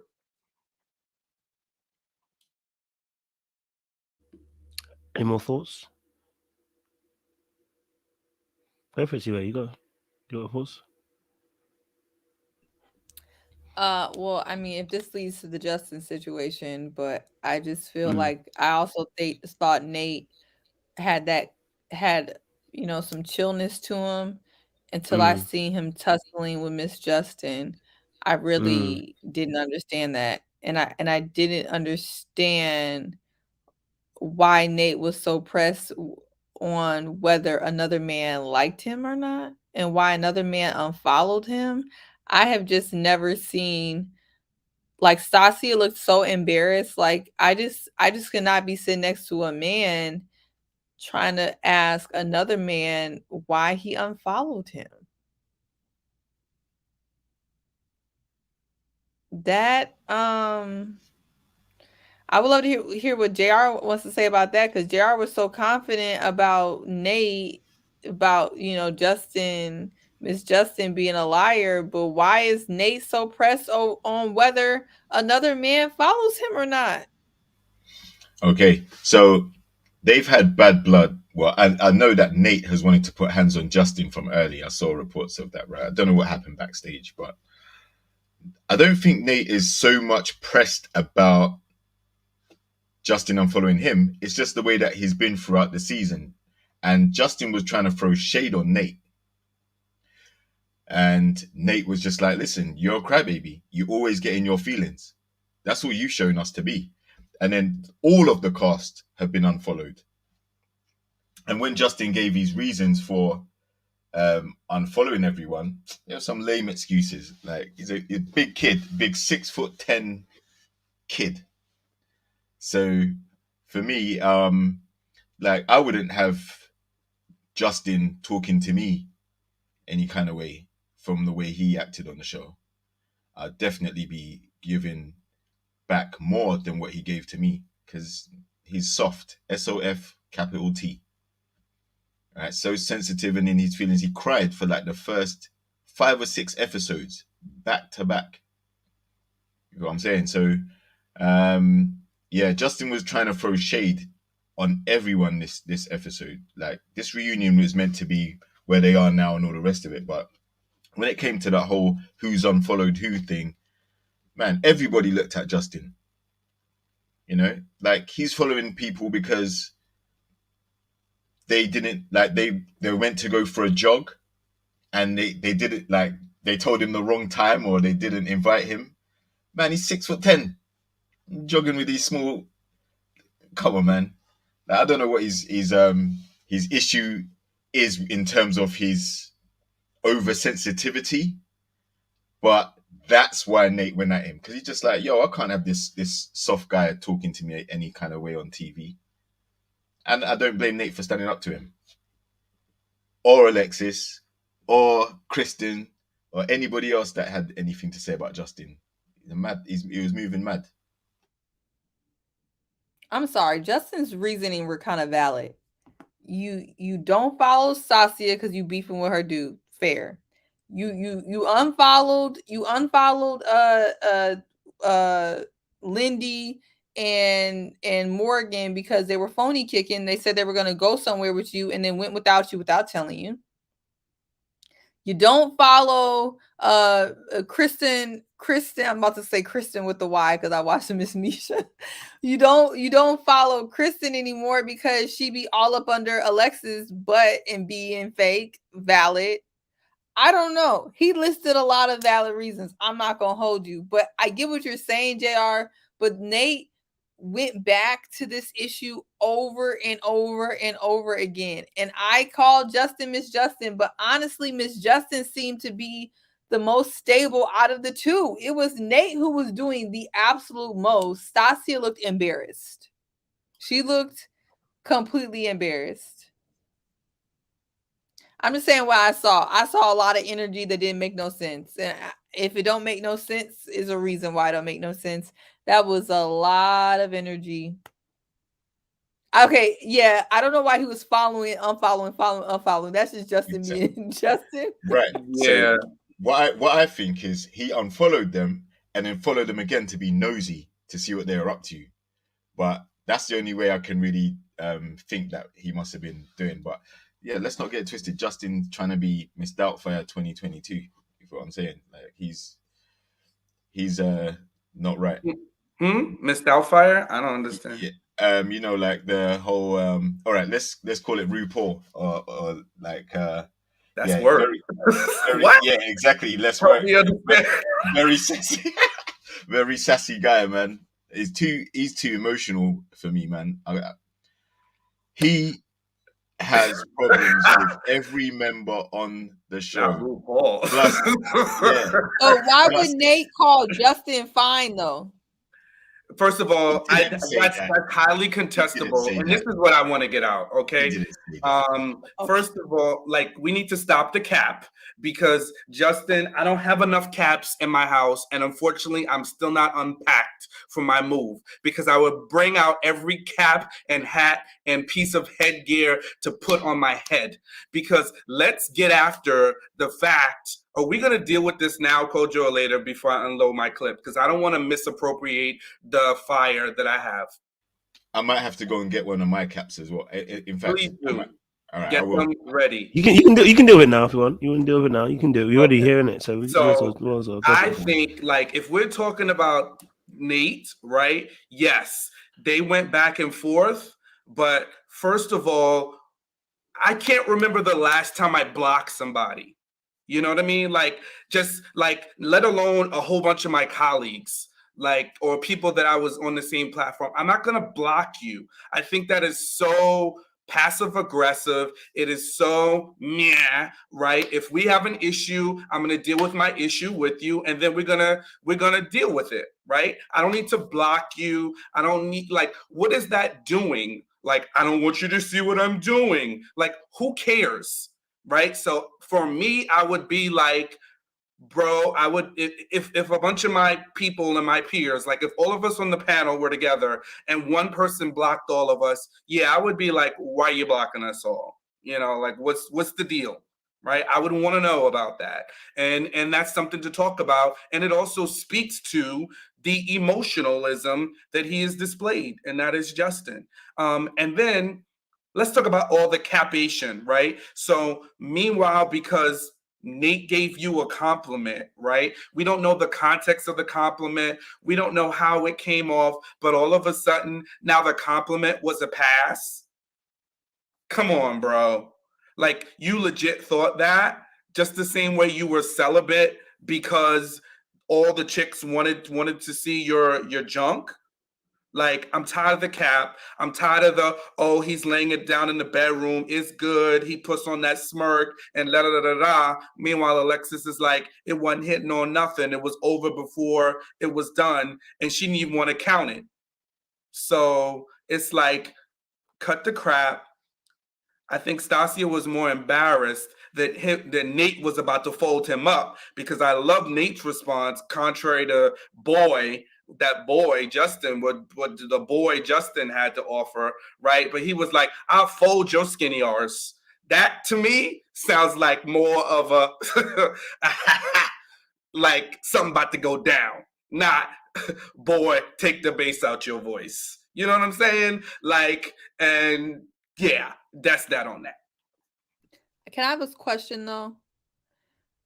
Let me make a statement and ask a question.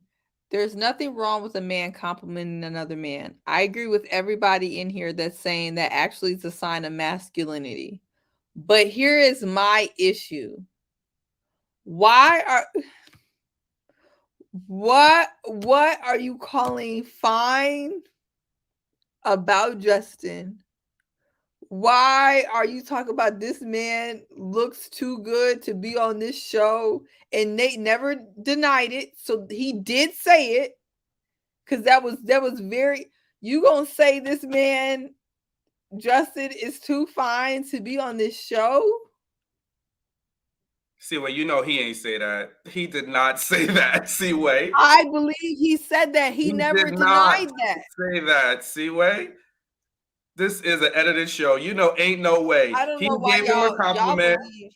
But you want to believe it because it suits the narrative. But ain't no way he told that man he's too fine to be on Married at First Sight. Ain't no way. Y'all giving Justin a lot of credit. Nate, I know Justin's a liar. We already seen he done lied. Him and his girl or ex-girl, they both full of lies. But his response to me is very interesting. Nate's whole response is very interesting, and I'm gonna leave it there. Yeah, I think this is what I think happened, and Justin misconstrued it. Like, that is the thing that makes sense. Somebody put, I think Octavia said he was being nice to boost his self-esteem. That's what I think it probably was, because people sometimes will do that. It makes sense to me.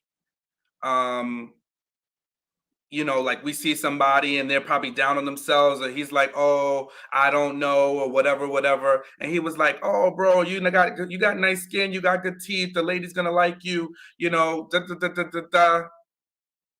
But really, I mean, come on. I can see it being like that. But I would have thought he would have, indicated as such, That makes sense if he did it like that, Because that's the only thing I could buy. I mean, look, we don't need to destroy Justin, like, in the comments, but, like, come on. Like, come on.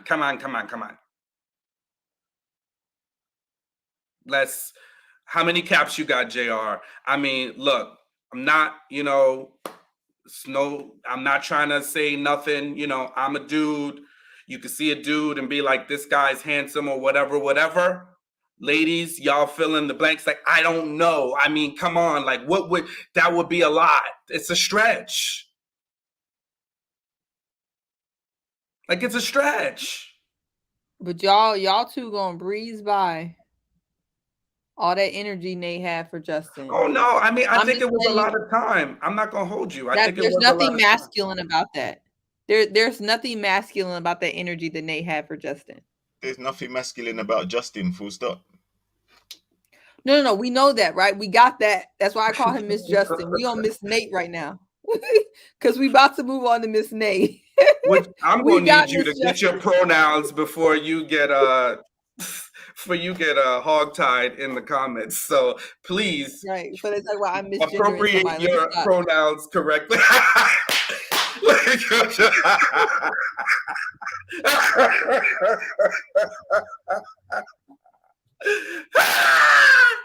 I'm dead.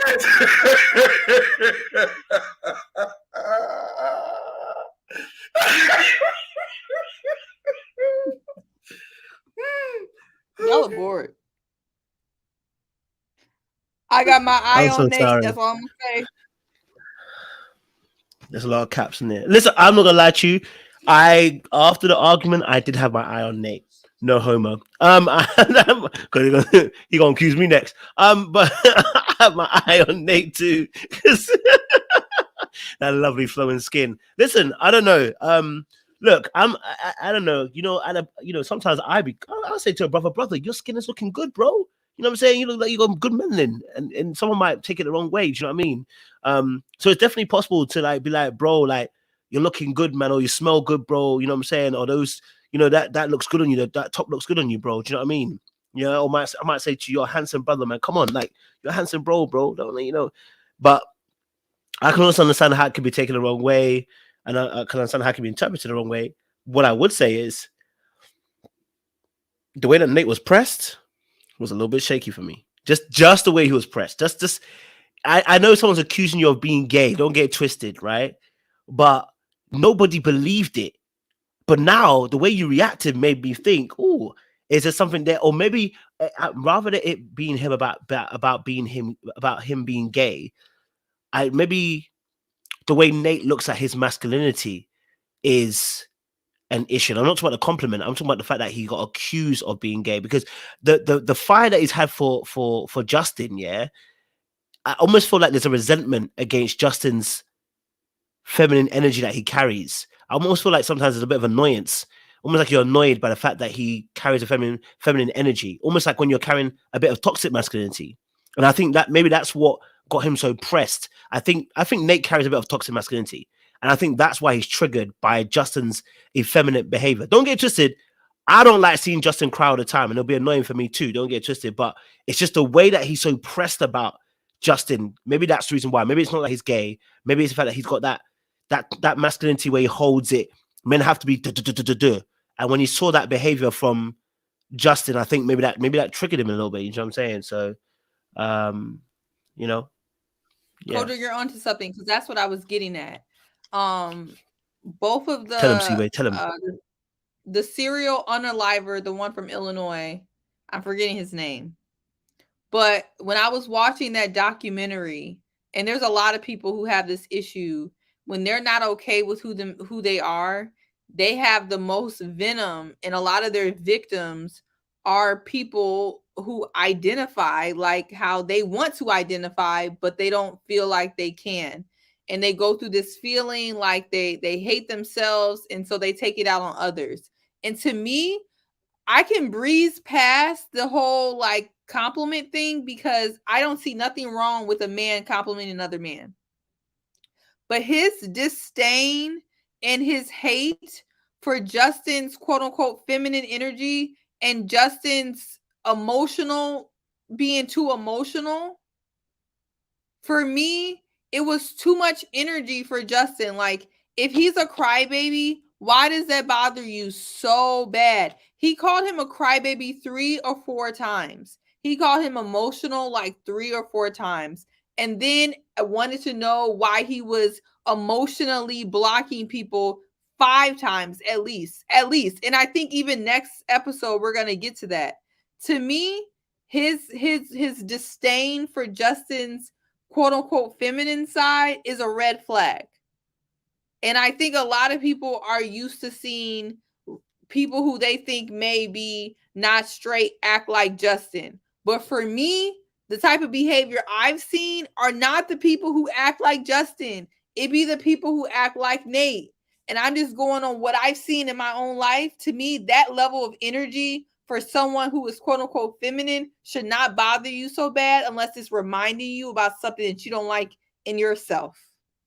And that's all I'm saying. Because you didn't see Dirty Mitch worried about who Justin unfollowed, blocked, or unblocked. He's minding his business. Nate got too much energy for that man. Way, way too much energy. So I was just going to say, the reason why there's so much energy is because Justin had the nerve to go at him. And Nate doesn't rate him at all.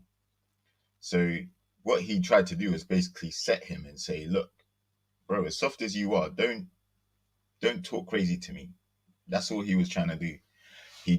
And I think he was trying to do that because he didn't want to look like a sucker, a punk in front of Stacia, right? And you said that Stacia was disgusted. Was Alexis disgusted when she saw what Justin did? No, she probably expected it, right? So the fact of the matter is, in a situation where you have two guys that have dislike for each other, sometimes words get exchanged, but usually if there's no respect between them, then it does, Justin's telling him to take the bass out of your voice and things like that. Who's Justin to say that? Like, where was his bass in his voice instead of crying? Yeah, so that's why I think things got heated. There's obviously some tension going like way back, but I'm not even saying he can't get heated. Do you know what I was concerned by? It was just the part where he like Siwe was saying, he was harping on the fact that he unfollowed him. Like when if you're vexed, yeah, I'm gonna say, bruv, I'm vexed. Who you talking to? You might say something like that, right? I'm like, who you talking to? But you've unfollowed everybody anyway, right? that would be my insult. Like, I do it in one whole go, right? But then to keep on harping on about, I really want to know why you unfollowed everybody. It was like, that's why I was a little bit like, I don't think he's gay, personally. I don't think Nate's necessarily gay. But I do feel like he's uncomfortable.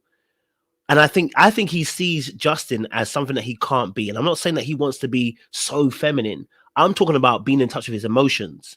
And I think the fact that he's uncomfortable because another brother is actually in it, another brother has emotions that he shares. And I think that does trigger. Your sound, coach.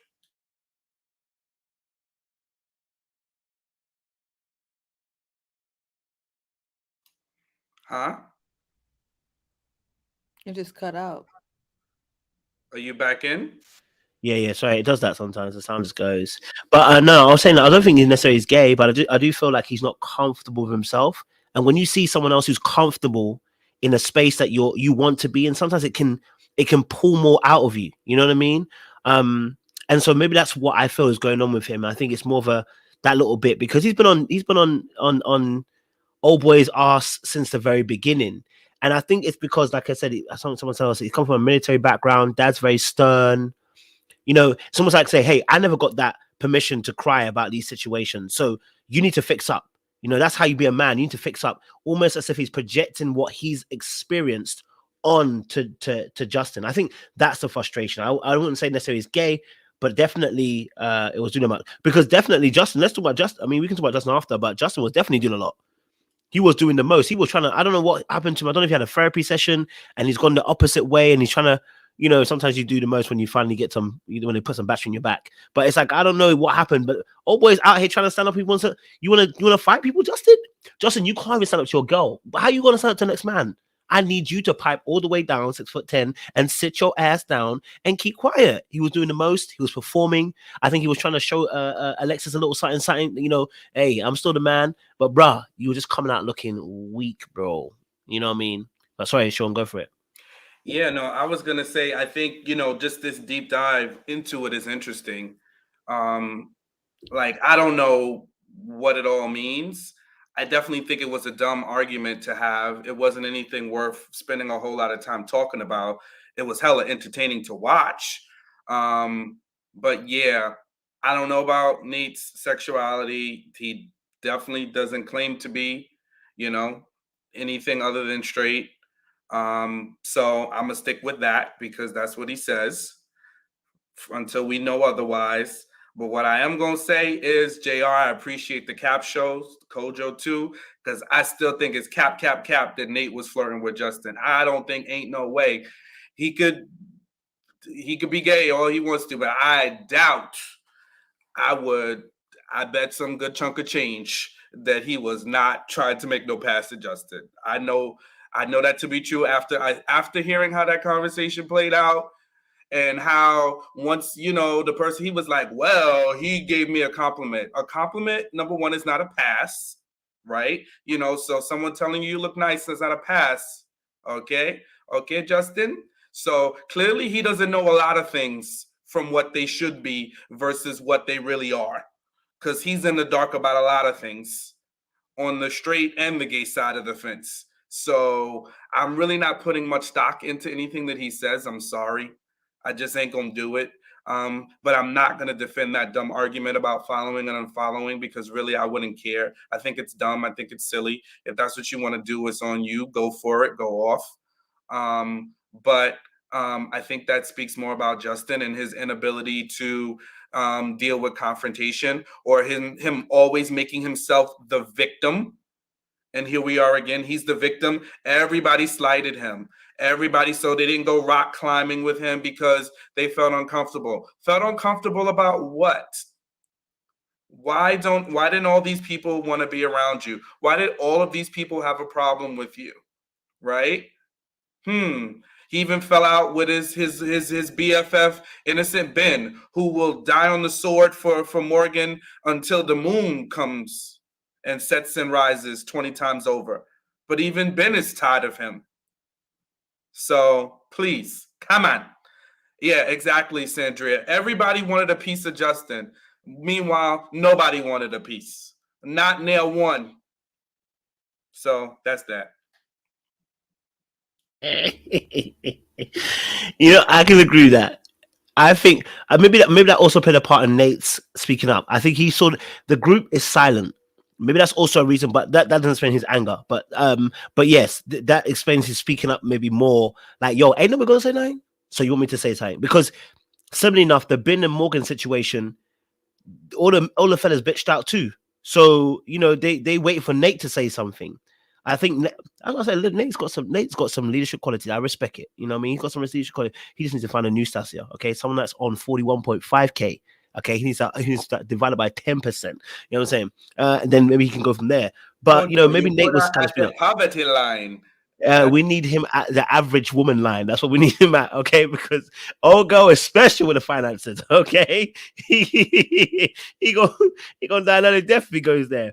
But you know, he was willing to speak up, you know, and speak up for the group. So I think this also was a situation where it was like, so no one gonna say nothing. That this brother was unfollowing people and not saying nothing. The fact that his reasoning for unfollowing people was simply based off rejection, right? So you wanted Kristen and you wanted Morgan to tell you they're going on a hike, but he went without you. And the reason why they went, and we don't know why they went without him, but he felt some type of way and then unfollowed them instead of just messaging them and saying, hey, bro, like, hey, Morgan, hey, Kristen, look, I saw you went on the hike without me. I felt some type of way about it. That's all. Okay. So that's all it needed to be. But instead, he didn't do that. He got into his feelings. I need him to do a few more therapy sessions. He was in his feelings, as Nate was saying, and then thingy. I really do feel like Nate's got a disdain for niggas that are a bit emotional. Sorry, I shouldn't say niggas. Sorry, buddy. People that are emotional. Okay, I really do think he's got a disdain for it. And that's probably because he's not very good with his own emotions. But yeah, he called him all the way out. And Justin, yeah, it looks like Justin's a person who, like he said, the people that I follow are people that are rocking with me. None of your castmates are rocking with me, bro. And you didn't even snitch on any of them. That tells me a big story, bro, that your behavior is unbefitting. The fact that you did what you did to Bin is even more scary to me. You had the audacity, brother, to put on loudspeaker knowing your girl is a loose mouth, a chatterbox, and you pull it on loudspeaker to what? What were you trying to do? Knowing you're a gossiper, bro. And you carry that. That's why I think that Nate's got some disdain for him. It's like you got them feminine, and I won't even call it feminine, but no. But when men have a lot of feminine energy, they become this way. It's really untidy. It's really unclean. It's not a good look when I see that. When they're carrying way too much feminine energy, they start doing things that are really crazy. It was just nonsense. You know what I mean? You know, just yeah, nuts things, man. But anyway, who was jumping? Sorry. Apologies, I took over there. Yes, go for it, JR. I was just going to say, like, you made the crucial point. None of the other castmates jumped in to stop what was happening because it's like Nate was speaking for the group. Even though they didn't nominate him, it was like they just sat back and watched it all happen because they're like, this is what they wanted to say to Justin, but they probably didn't want to get into that confrontation. Nate was the one that had the kahunas to step up there and just be like, dude, like, you unfollowed everybody. Nobody rates you. Like, so Justin, I think, was the reason why Kevin asked the question. It must have got round to Kevin, and that's why he specifically said, which of you has blocked anyone? That was intentional, because they knew that Justin had alienated himself from the rest of the group. And that's just not a thing to do, because there's meant to be an element of camaraderie, because you're all going through this process, right? You're all going through your marital situations. You've all been in the guys' lounges or wherever they've been. You know, the women have been together.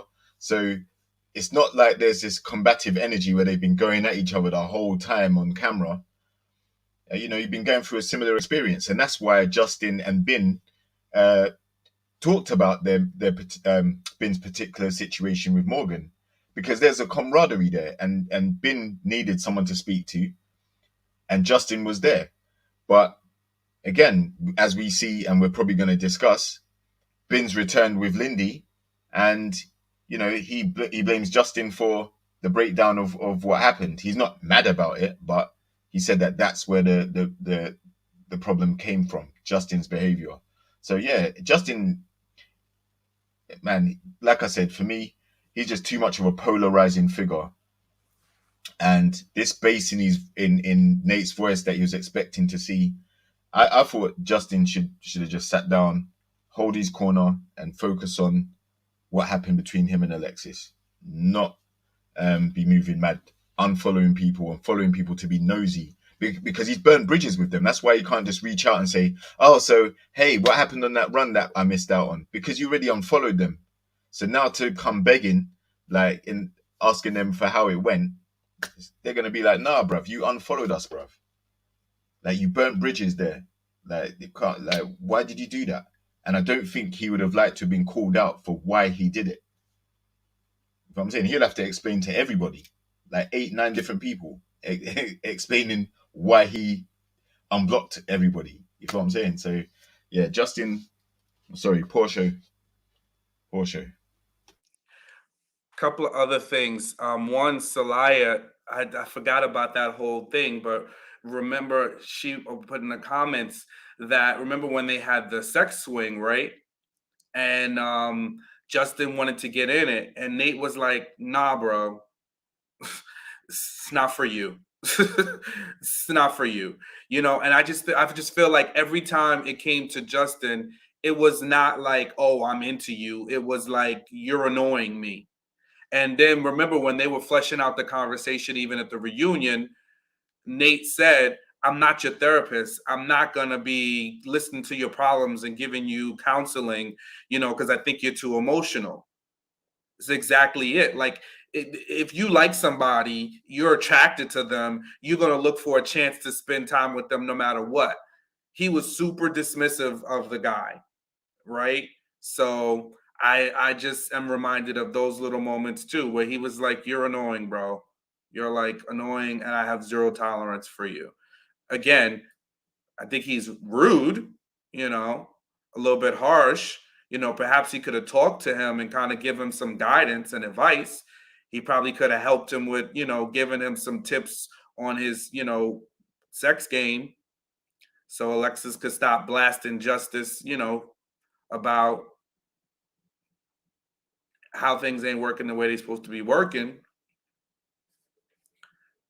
I don't know. But then all that would have happened is Justin and Alexis would have potentially got involved in another relationship and caused the demise of that too. No, that's true. You're right. You might be right for that. You might be right. And notice when they brought that swing to Miguel and Lindy. They definitely didn't take that swing over to Alexis and Justin's room. They ain't want no parts. Mm-hmm. All right, let's talk about Justin and Alexis. Because mercies of the gods that we serve. G-O-D, actually, I shouldn't say gods, it's God. But boy, Justin and Alexis, I don't know who more to be more embarrassed for. But people were out here talking about stroke game, the lash, poussoir. People were entering the garden and exiting after a few seconds. Literally seeing 1 or 2 flowers and entering back out again. And then claiming that they went to see the whole garden. You know? The audacity. You know? And then boasting about entering that garden. And then claiming certain feats from that garden too. I was concerned about that, you know? And then talking about how he was a villain in terms of how he plotted for them to lie about the fact they had sex on the honeymoon. I said, why would you even want to hide that away from people? I don't get it. I don't get it. No, I don't get it. Yeah. I want to hear you guys' thoughts. There were several things that were in that particular. In fact, I've got a clip. Sorry, my bad. Let me play the clip before I get you guys talk. My bad. I haven't done my due diligence and job. Let me get the clip. One of these clips out. I haven't even labeled it, so I don't know what it's going to be.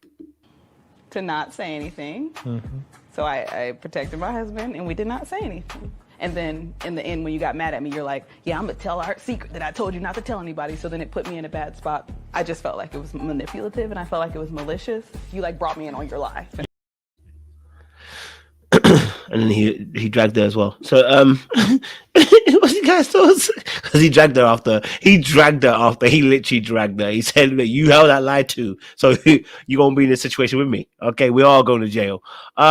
What's your guys' thoughts on this? This was too funny. This situation was too funny. Who wants to go first? Who wants to take the swing at the bat? At the ball, sorry. I'll go. Go for it. Yeah, no, listen, those two, they're going to be, tussling and fussing all day long. And this is what happens. This is the unfortunate part when you're not attracted to somebody and you try to force the square through a circle. I know we say it don't matter, it don't mean nothing, but we sure do see in many relationships, and I can't wait for us to do a Love is Blind breakdown, and we talk about how attraction or lack thereof, or type or lack thereof, can run ramshot through a relationship. But let's do the maths. So I just feel like she never wanted him, and then the sex wasn't sexing, and then so they're just miserable together. Even after choosing each other on decision day, they wind up unchoosing each other, So for me, it is just insanity at best. I wish they would just free themselves from each other and free us from them, because I feel so bad. It's so bad and so sad. So sad that they actually had some level of coitus on the honeymoon, but it was so much of what it wasn't that they don't even want to consider that it was. And he got to look at her and say, "Didn't you had an orgasm? Didn't you? You did, didn't you?" Don't look at Alexis for nothing, bro. Don't look at her. Don't you don't look at Alexis for nothing but embarrassment. And don't look for her to co-sign. She was like, "Nigga, what? You want me to tell it?" The way he looked over at her, I was like, "Bro, you sitting over there trying to be all, you on your manly man stuff now. Bro. Ain't no way, bro." She didn't even, it was so much of nothing that you were willing to pretend that it never existed. That's some bad sex right there. And I feel horrific. I want to be free of them. This is embarrassment. I have secondhand, third-hand, fourth-hand embarrassment for both of them.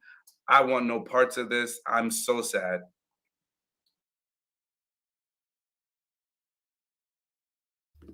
Who's next up to the batting cage?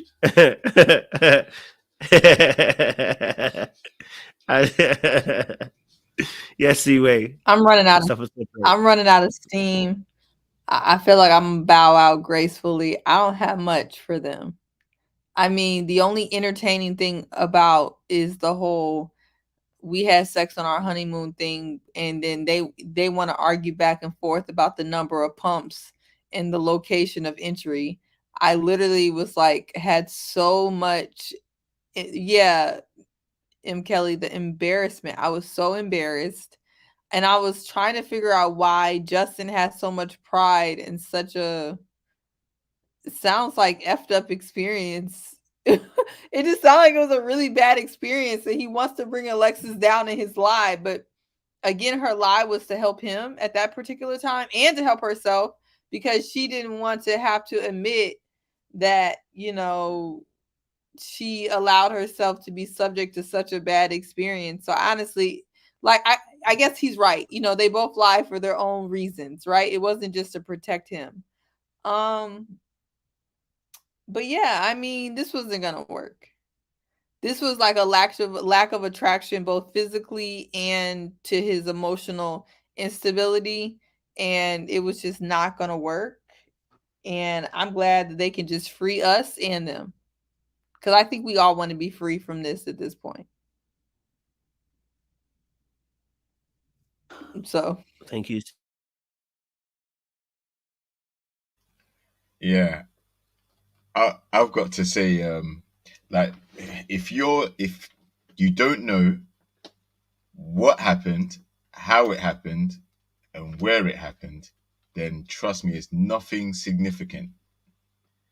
And like Sean said, Justice can't be turning to Alexis to back him up or vouch for him, because she hasn't done that all season, and she showed no willingness to do that. She'll rather throw him under the bus than anything else.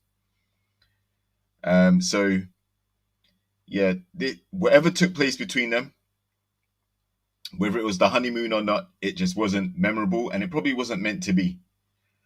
Because now we look at him at the reunion, and like we were just talking about, he's got his chest pumped up, like got a little testosterone running through his body, challenging Nate. Now, like, now it comes to this segment where he's talking about how he was handling things in the bedroom.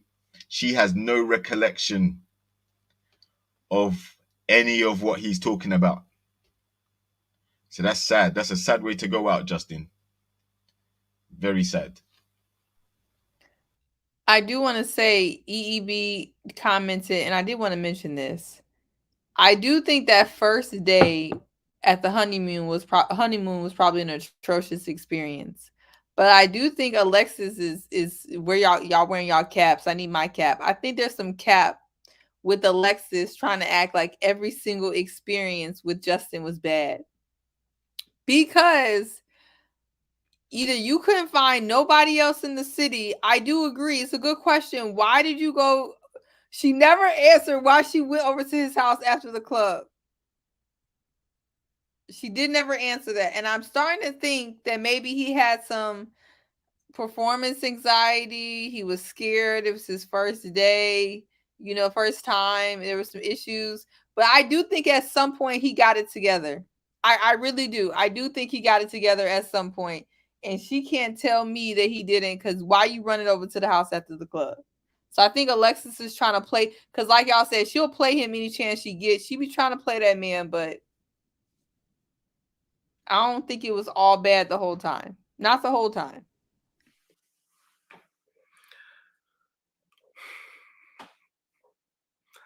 Yeah, you just might be right. See, where you would know. Like just in terms of from a woman's perspective, would you, if you was drunk and drunk dialing, or you was doing a drunk drive-by, would that be the place you would stop? I don't know. Maybe because she's like, look, you here. I don't know. I mean, I really don't know. But I don't get the impression that things were thinking, because she been talking about stroke gate. This ain't working. She been talking on the after party. And my problem with him is that Sean, off of tequila, would somebody call you if you two pump shawty? Tequila, no tequila? I don't know what that means. I mean, I get what you're saying. Would they call you if you only got two pumps in you, sir? Would they be going to you when I get drunk? So it ain't when the Patron hits. That's the question. So if they're saying would they be calling you if you haven't got no stamina, no sustenance? Your two hits. Look, I think that I'm not saying that there was. She's not going to, by the way. I think there might have been an emotional connection, right? So as much as there was like a thin line between love and hate, right? Between the two of them, more hate for her and love from him. But I think there's some women that just like to be adored, right? And I think that she might like the idea that he just looks at her as this thing.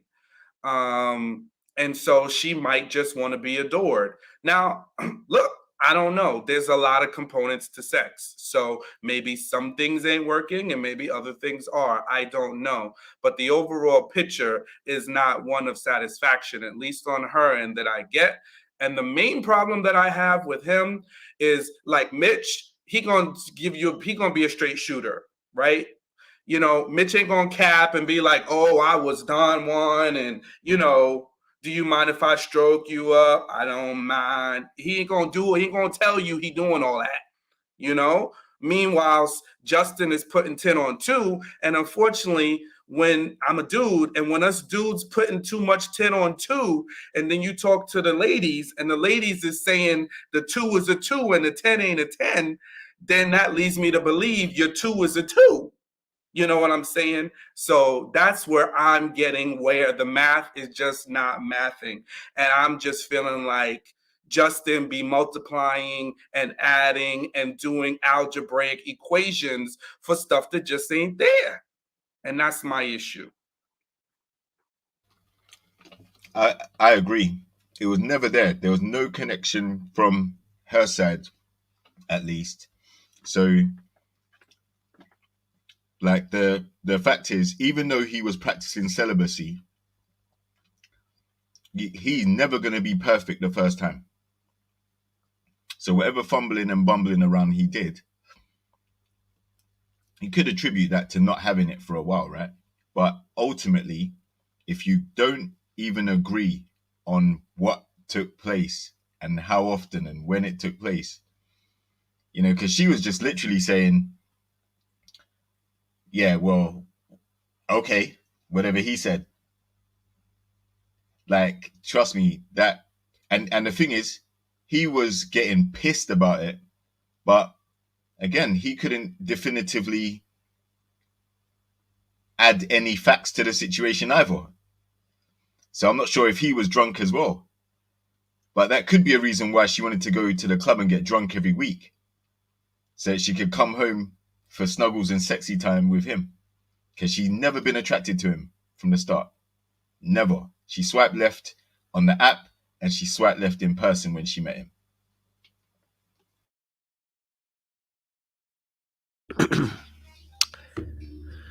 Listen, it's tight. Look, it now gives me, you know, reason to talk about, you know, the fact that he was asking. No, do you know what it is? Okay, let me be real. Okay, look, if it was good, you know what? I've bantered with girls who said, listen, I'm going to tell the world it's bad just because they want to run a joke on you, right? And there's some people that will tell you, no, it's bad, bro. Like, they're going to let you know it's bad, right?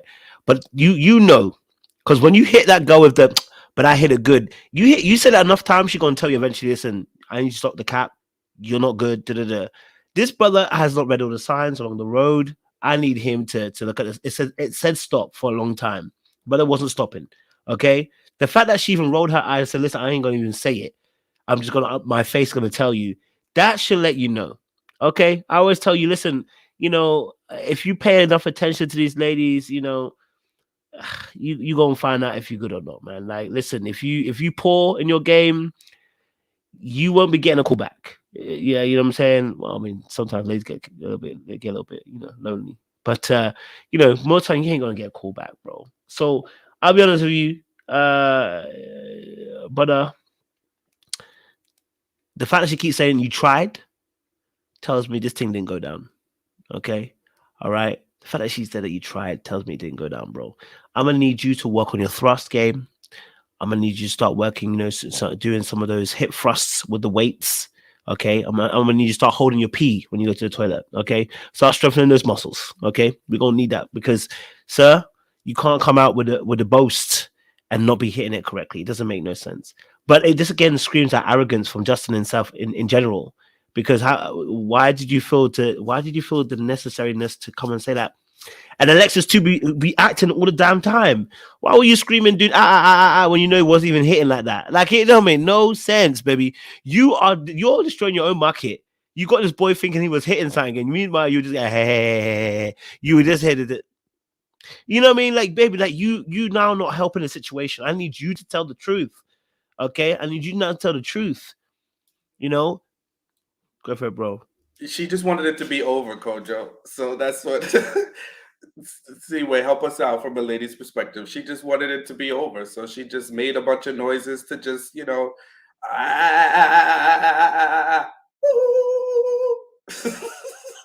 That's the noise they're making. I'm concerned for y'all. Listen.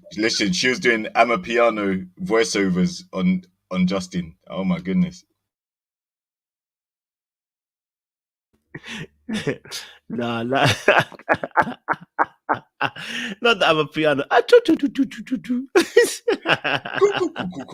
She was making beats in her head. Oh, and remember, you know how many times she finished him? The more we talk, the more I think about the ways she finished him. Like, she was like, I want to be conquered. She was like, I want to be dominated. And even when they did it, she was like, yeah, I was happy that at least he initiated it. I was like, she finishes him. There's like, she don't give him credit for nothing. Nothing.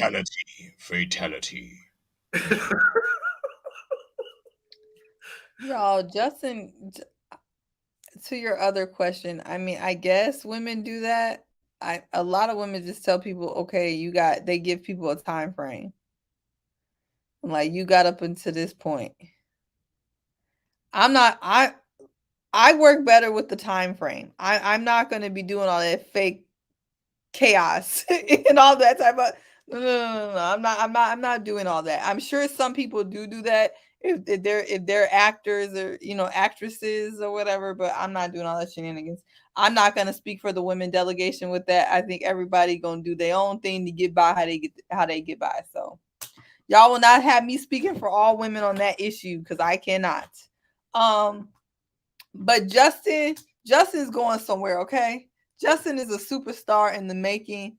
All three of y'all gonna regret the way y'all talking about this man and his couple pumps.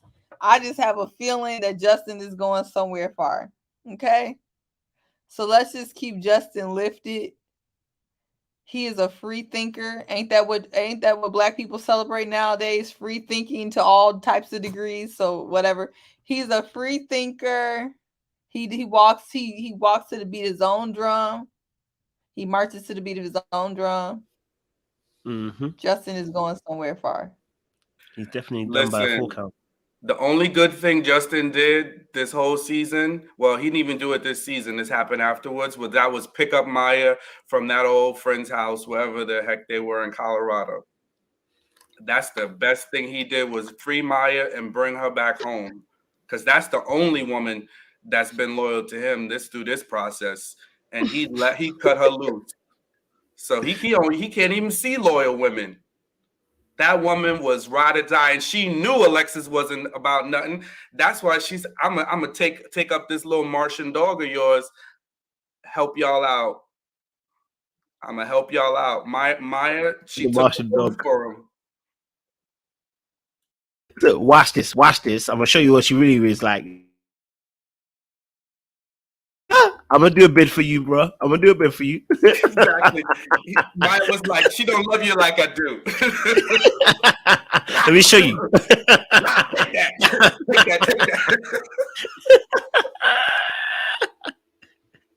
that.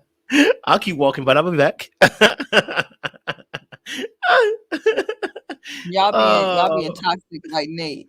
I know. Listen, I agree with Seaway. Justin is going places. He's going far, but he's going far, far away from this process, never to be seen again on TV, man. That's where he's going. You can't talk about far injustice, man. This is not the last we've seen of Justin. I don't know where he's gonna be coming back at, but that man is meant for TV. He is hilarious. He's gonna be on that show that we used to watch when we were younger. What was it, Etc.? Oh, sorry, it's a show that we used to have back in the day when you were young and you were trying to watch something naughty. That was the show you watch. You know what I mean? It talks all about sex. Yeah, that's the show he's gonna be on. I didn't know y'all had that in the UK. Y'all real stuffy over there. I was like past 11 o'clock or whatever. That show will come on. Woo, baby, you can't be watching that show, boy. You have to flick past that show. Okay, because they'll be showing everything on that show. That sounds like our BET Uncut. That's like y'all version of BET Uncut. I guess so. If they were showing naked body. Yeah, but without the music, there's no music. It's just all like after I think 9 p.m. Then anything goes on some of these terrestrial TV channels, man. You see crazy things, documentaries, behind the scenes things, and it's crazy. Yep. Game shows. You've got naked attraction, all types of things like that. So I learned a lot from those shows. Can't lie to you still. I mean, it didn't help my first few girlfriends. Sorry to the ex-girlfriends out there. I'm sure you're getting blessed with your husbands, but I learned eventually. Okay. I'm gonna stop talking about that man hips. If y'all talk about that man hips one more time, call that man Juicy Justin one more time, I'm gonna scream. Y'all be having me crying. Juicy, baby, juicy. Justin Smollett. Oh lordy. Let me leave him alone. Let me leave him alone. Let me leave him while I'm alone. Let me leave him while I'm alone. All righty. Any more thoughts? I don't know if I have another clip from there. Did I have another clip from there to talk? I don't think I did, you know. Somewhere else, I think it was. No, I think it's the same. No, because that was the last couple that they spoke to, isn't it? But they did speak to Ben and Morgan as well, right? They did speak to Ben and Morgan. I'm not gonna lie to you. I did not pay attention. I remember the segment. What they said. Ben and Morgan, the situation. They barely they pressed her a little bit on how Ben has already apologized, whatever. But then they quickly moved on from that. I was like, okay, so you're not gonna talk about Morgan's behavior here? It's the same crap. Yeah, they didn't talk about her behavior at all. She didn't apologize either. She at no point apologized for anything. And even when Kevin said like he's apologized like 50 million times, like how much more could he have done? And yeah, she just doesn't see it in herself to apologize for the way she treated him. But he apologized again, and they're not as they don't have as much animosity between them as they did when they left. They have spoken since, but there's absolutely no way that they're going to get back together or anything like that. But I think Morgan said she's dating, and Ben said that he's still taking time to heal, learn himself, and, you know, get over what happened before he's ready to go out there and start dating again.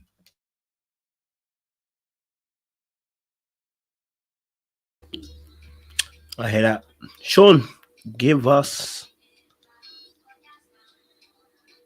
the benediction, please.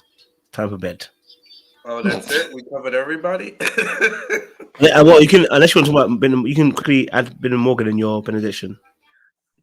Okay. Yeah, please put in benediction. Tell us how you really feel, Seaway.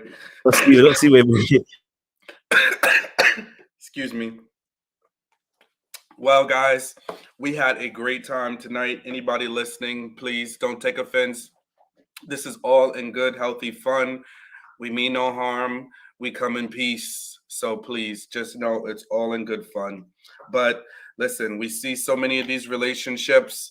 I think really and ultimately we should reflect on, if we're not in a relationship and we're looking for one, what do we really want? Are our desires reality based? Are we holding people to unrealistic standards that we can't even meet? Do we give people room? Do we give people grace? Do we allow people to be themselves? Right? Do we understand that some things are deal breakers? Meanwhile, some things may just be some things that get on your nerves, right? And things that we can move along to get along with, right? Be it last names, be it habits, be it idiosyncrasies. Nothing should be off the table if we love each other. And first and foremost, if we put God first in our relationships, right? Because if it's God first, we know that there's no man that can come in between that or woman, right? When we think about relationships, we need to be honest, right? Be honest with each other, check in, right? Justin, Alexis, if you don't want the person, set them free, right? Don't torture them. Don't, have them be ingratiated to you because they're there for your enjoyment, right? Want them for who they are or don't want them, right? Set them free, set them on their own way. But most importantly, be honest. Don't lie, right? That's the worst thing you can do in a relationship, because that destroys a relationship. The way you talk in a relationship, I learned a long time ago, when you're rude, when you're disrespectful, when you're disparaging, it's like ripping up a piece of paper. And at a certain point, you're just never going to be able to put that piece of paper back together again the same way. So when you're talking to your loved ones, think in love, talk in love, speak from a place of love. Back to you, Coach.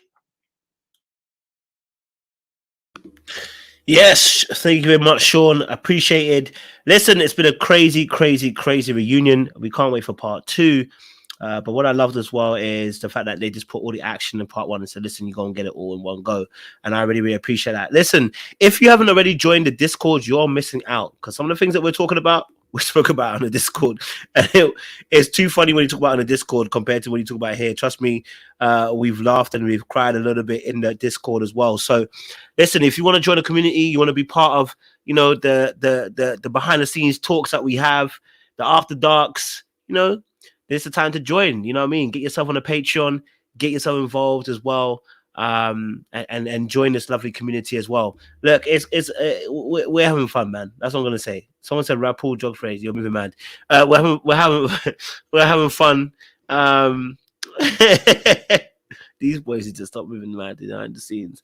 We're having fun over there as well. So look, honestly, guys, thank you so much for joining us and turning up. You lot came 520 strong, which is it's a good amount of money. You know what I mean? Good amount of people that came for this reunion. So clearly people are really enjoying the show reunion as well and enjoying the cast as well. Those of you obviously as well wanted to join the panel. I see you guys have sent me emails. Please send me your videos as well. I appreciate that as well. Please interview Alexis. Listen, okay, there's 430 people on this live. Okay, guys, listen. I am having trouble connecting with Married at First Sight and Love is Blind. For some reason, it don't be slapping for me. I message them, email them, nothing gets through. But you know what? I have a dedicated work base of team people here. 430 people in this live. You want me to interview somebody? I need you to put the pressure on the same way you lot used to put the pressure on Ready to Love people. Because the way you lot did it was amazing. I need the same amount of effort. Put the pressure on those people. You want to interview Married at First Sight? I need you to put pressure on them. Lifetime. You know, social media. They need to go directly to Lifetime Mafs page. They can tweet and go to their Instagram page because that's the issue. You know what I'm saying? So listen, comment on those pages, man. You want me to interview somebody? Comment on those pages. Listen, if you can DM them, I don't care. Do however you got to do within reason. Don't be doing no madness stuff. You don't be sending any pics out there to Justin, okay, guys? All right, now listen, but by all means, Love is Blind. If you follow someone's email or message, get at them, right? Because that means that they see my name. It means they can connect the dots. You know what I'm saying? So that's the lesson for you. If you want to see me interview somebody, I'm going to do my part, but I'm going to need y'all to do your part too, okay? Help me out. Help a brother out. All right, cool. Listen, it's been a blessed evening. Been amazing. I've really enjoyed, and yeah, man, I enjoyed you guys coming through.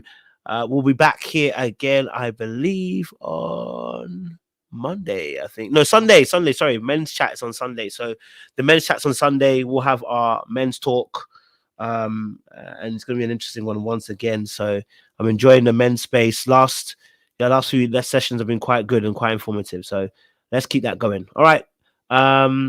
Listen, we'll see you again, guys, very soon. And yeah, don't do anything I wouldn't do. Don't forget, if you want to join the Discord, as Celia has put into the chat as well, join us in our community, man. It's getting wavy now. There's more of you guys coming through. Honestly, much love and appreciation, guys. We'll see you again very, very soon. Love is Blind is on Monday, I think. Monday. I think it's after the Samsung Live. So yeah, on Monday. All right. Appreciate it, guys. Say lots loaded. I'll put a post up for you guys as well.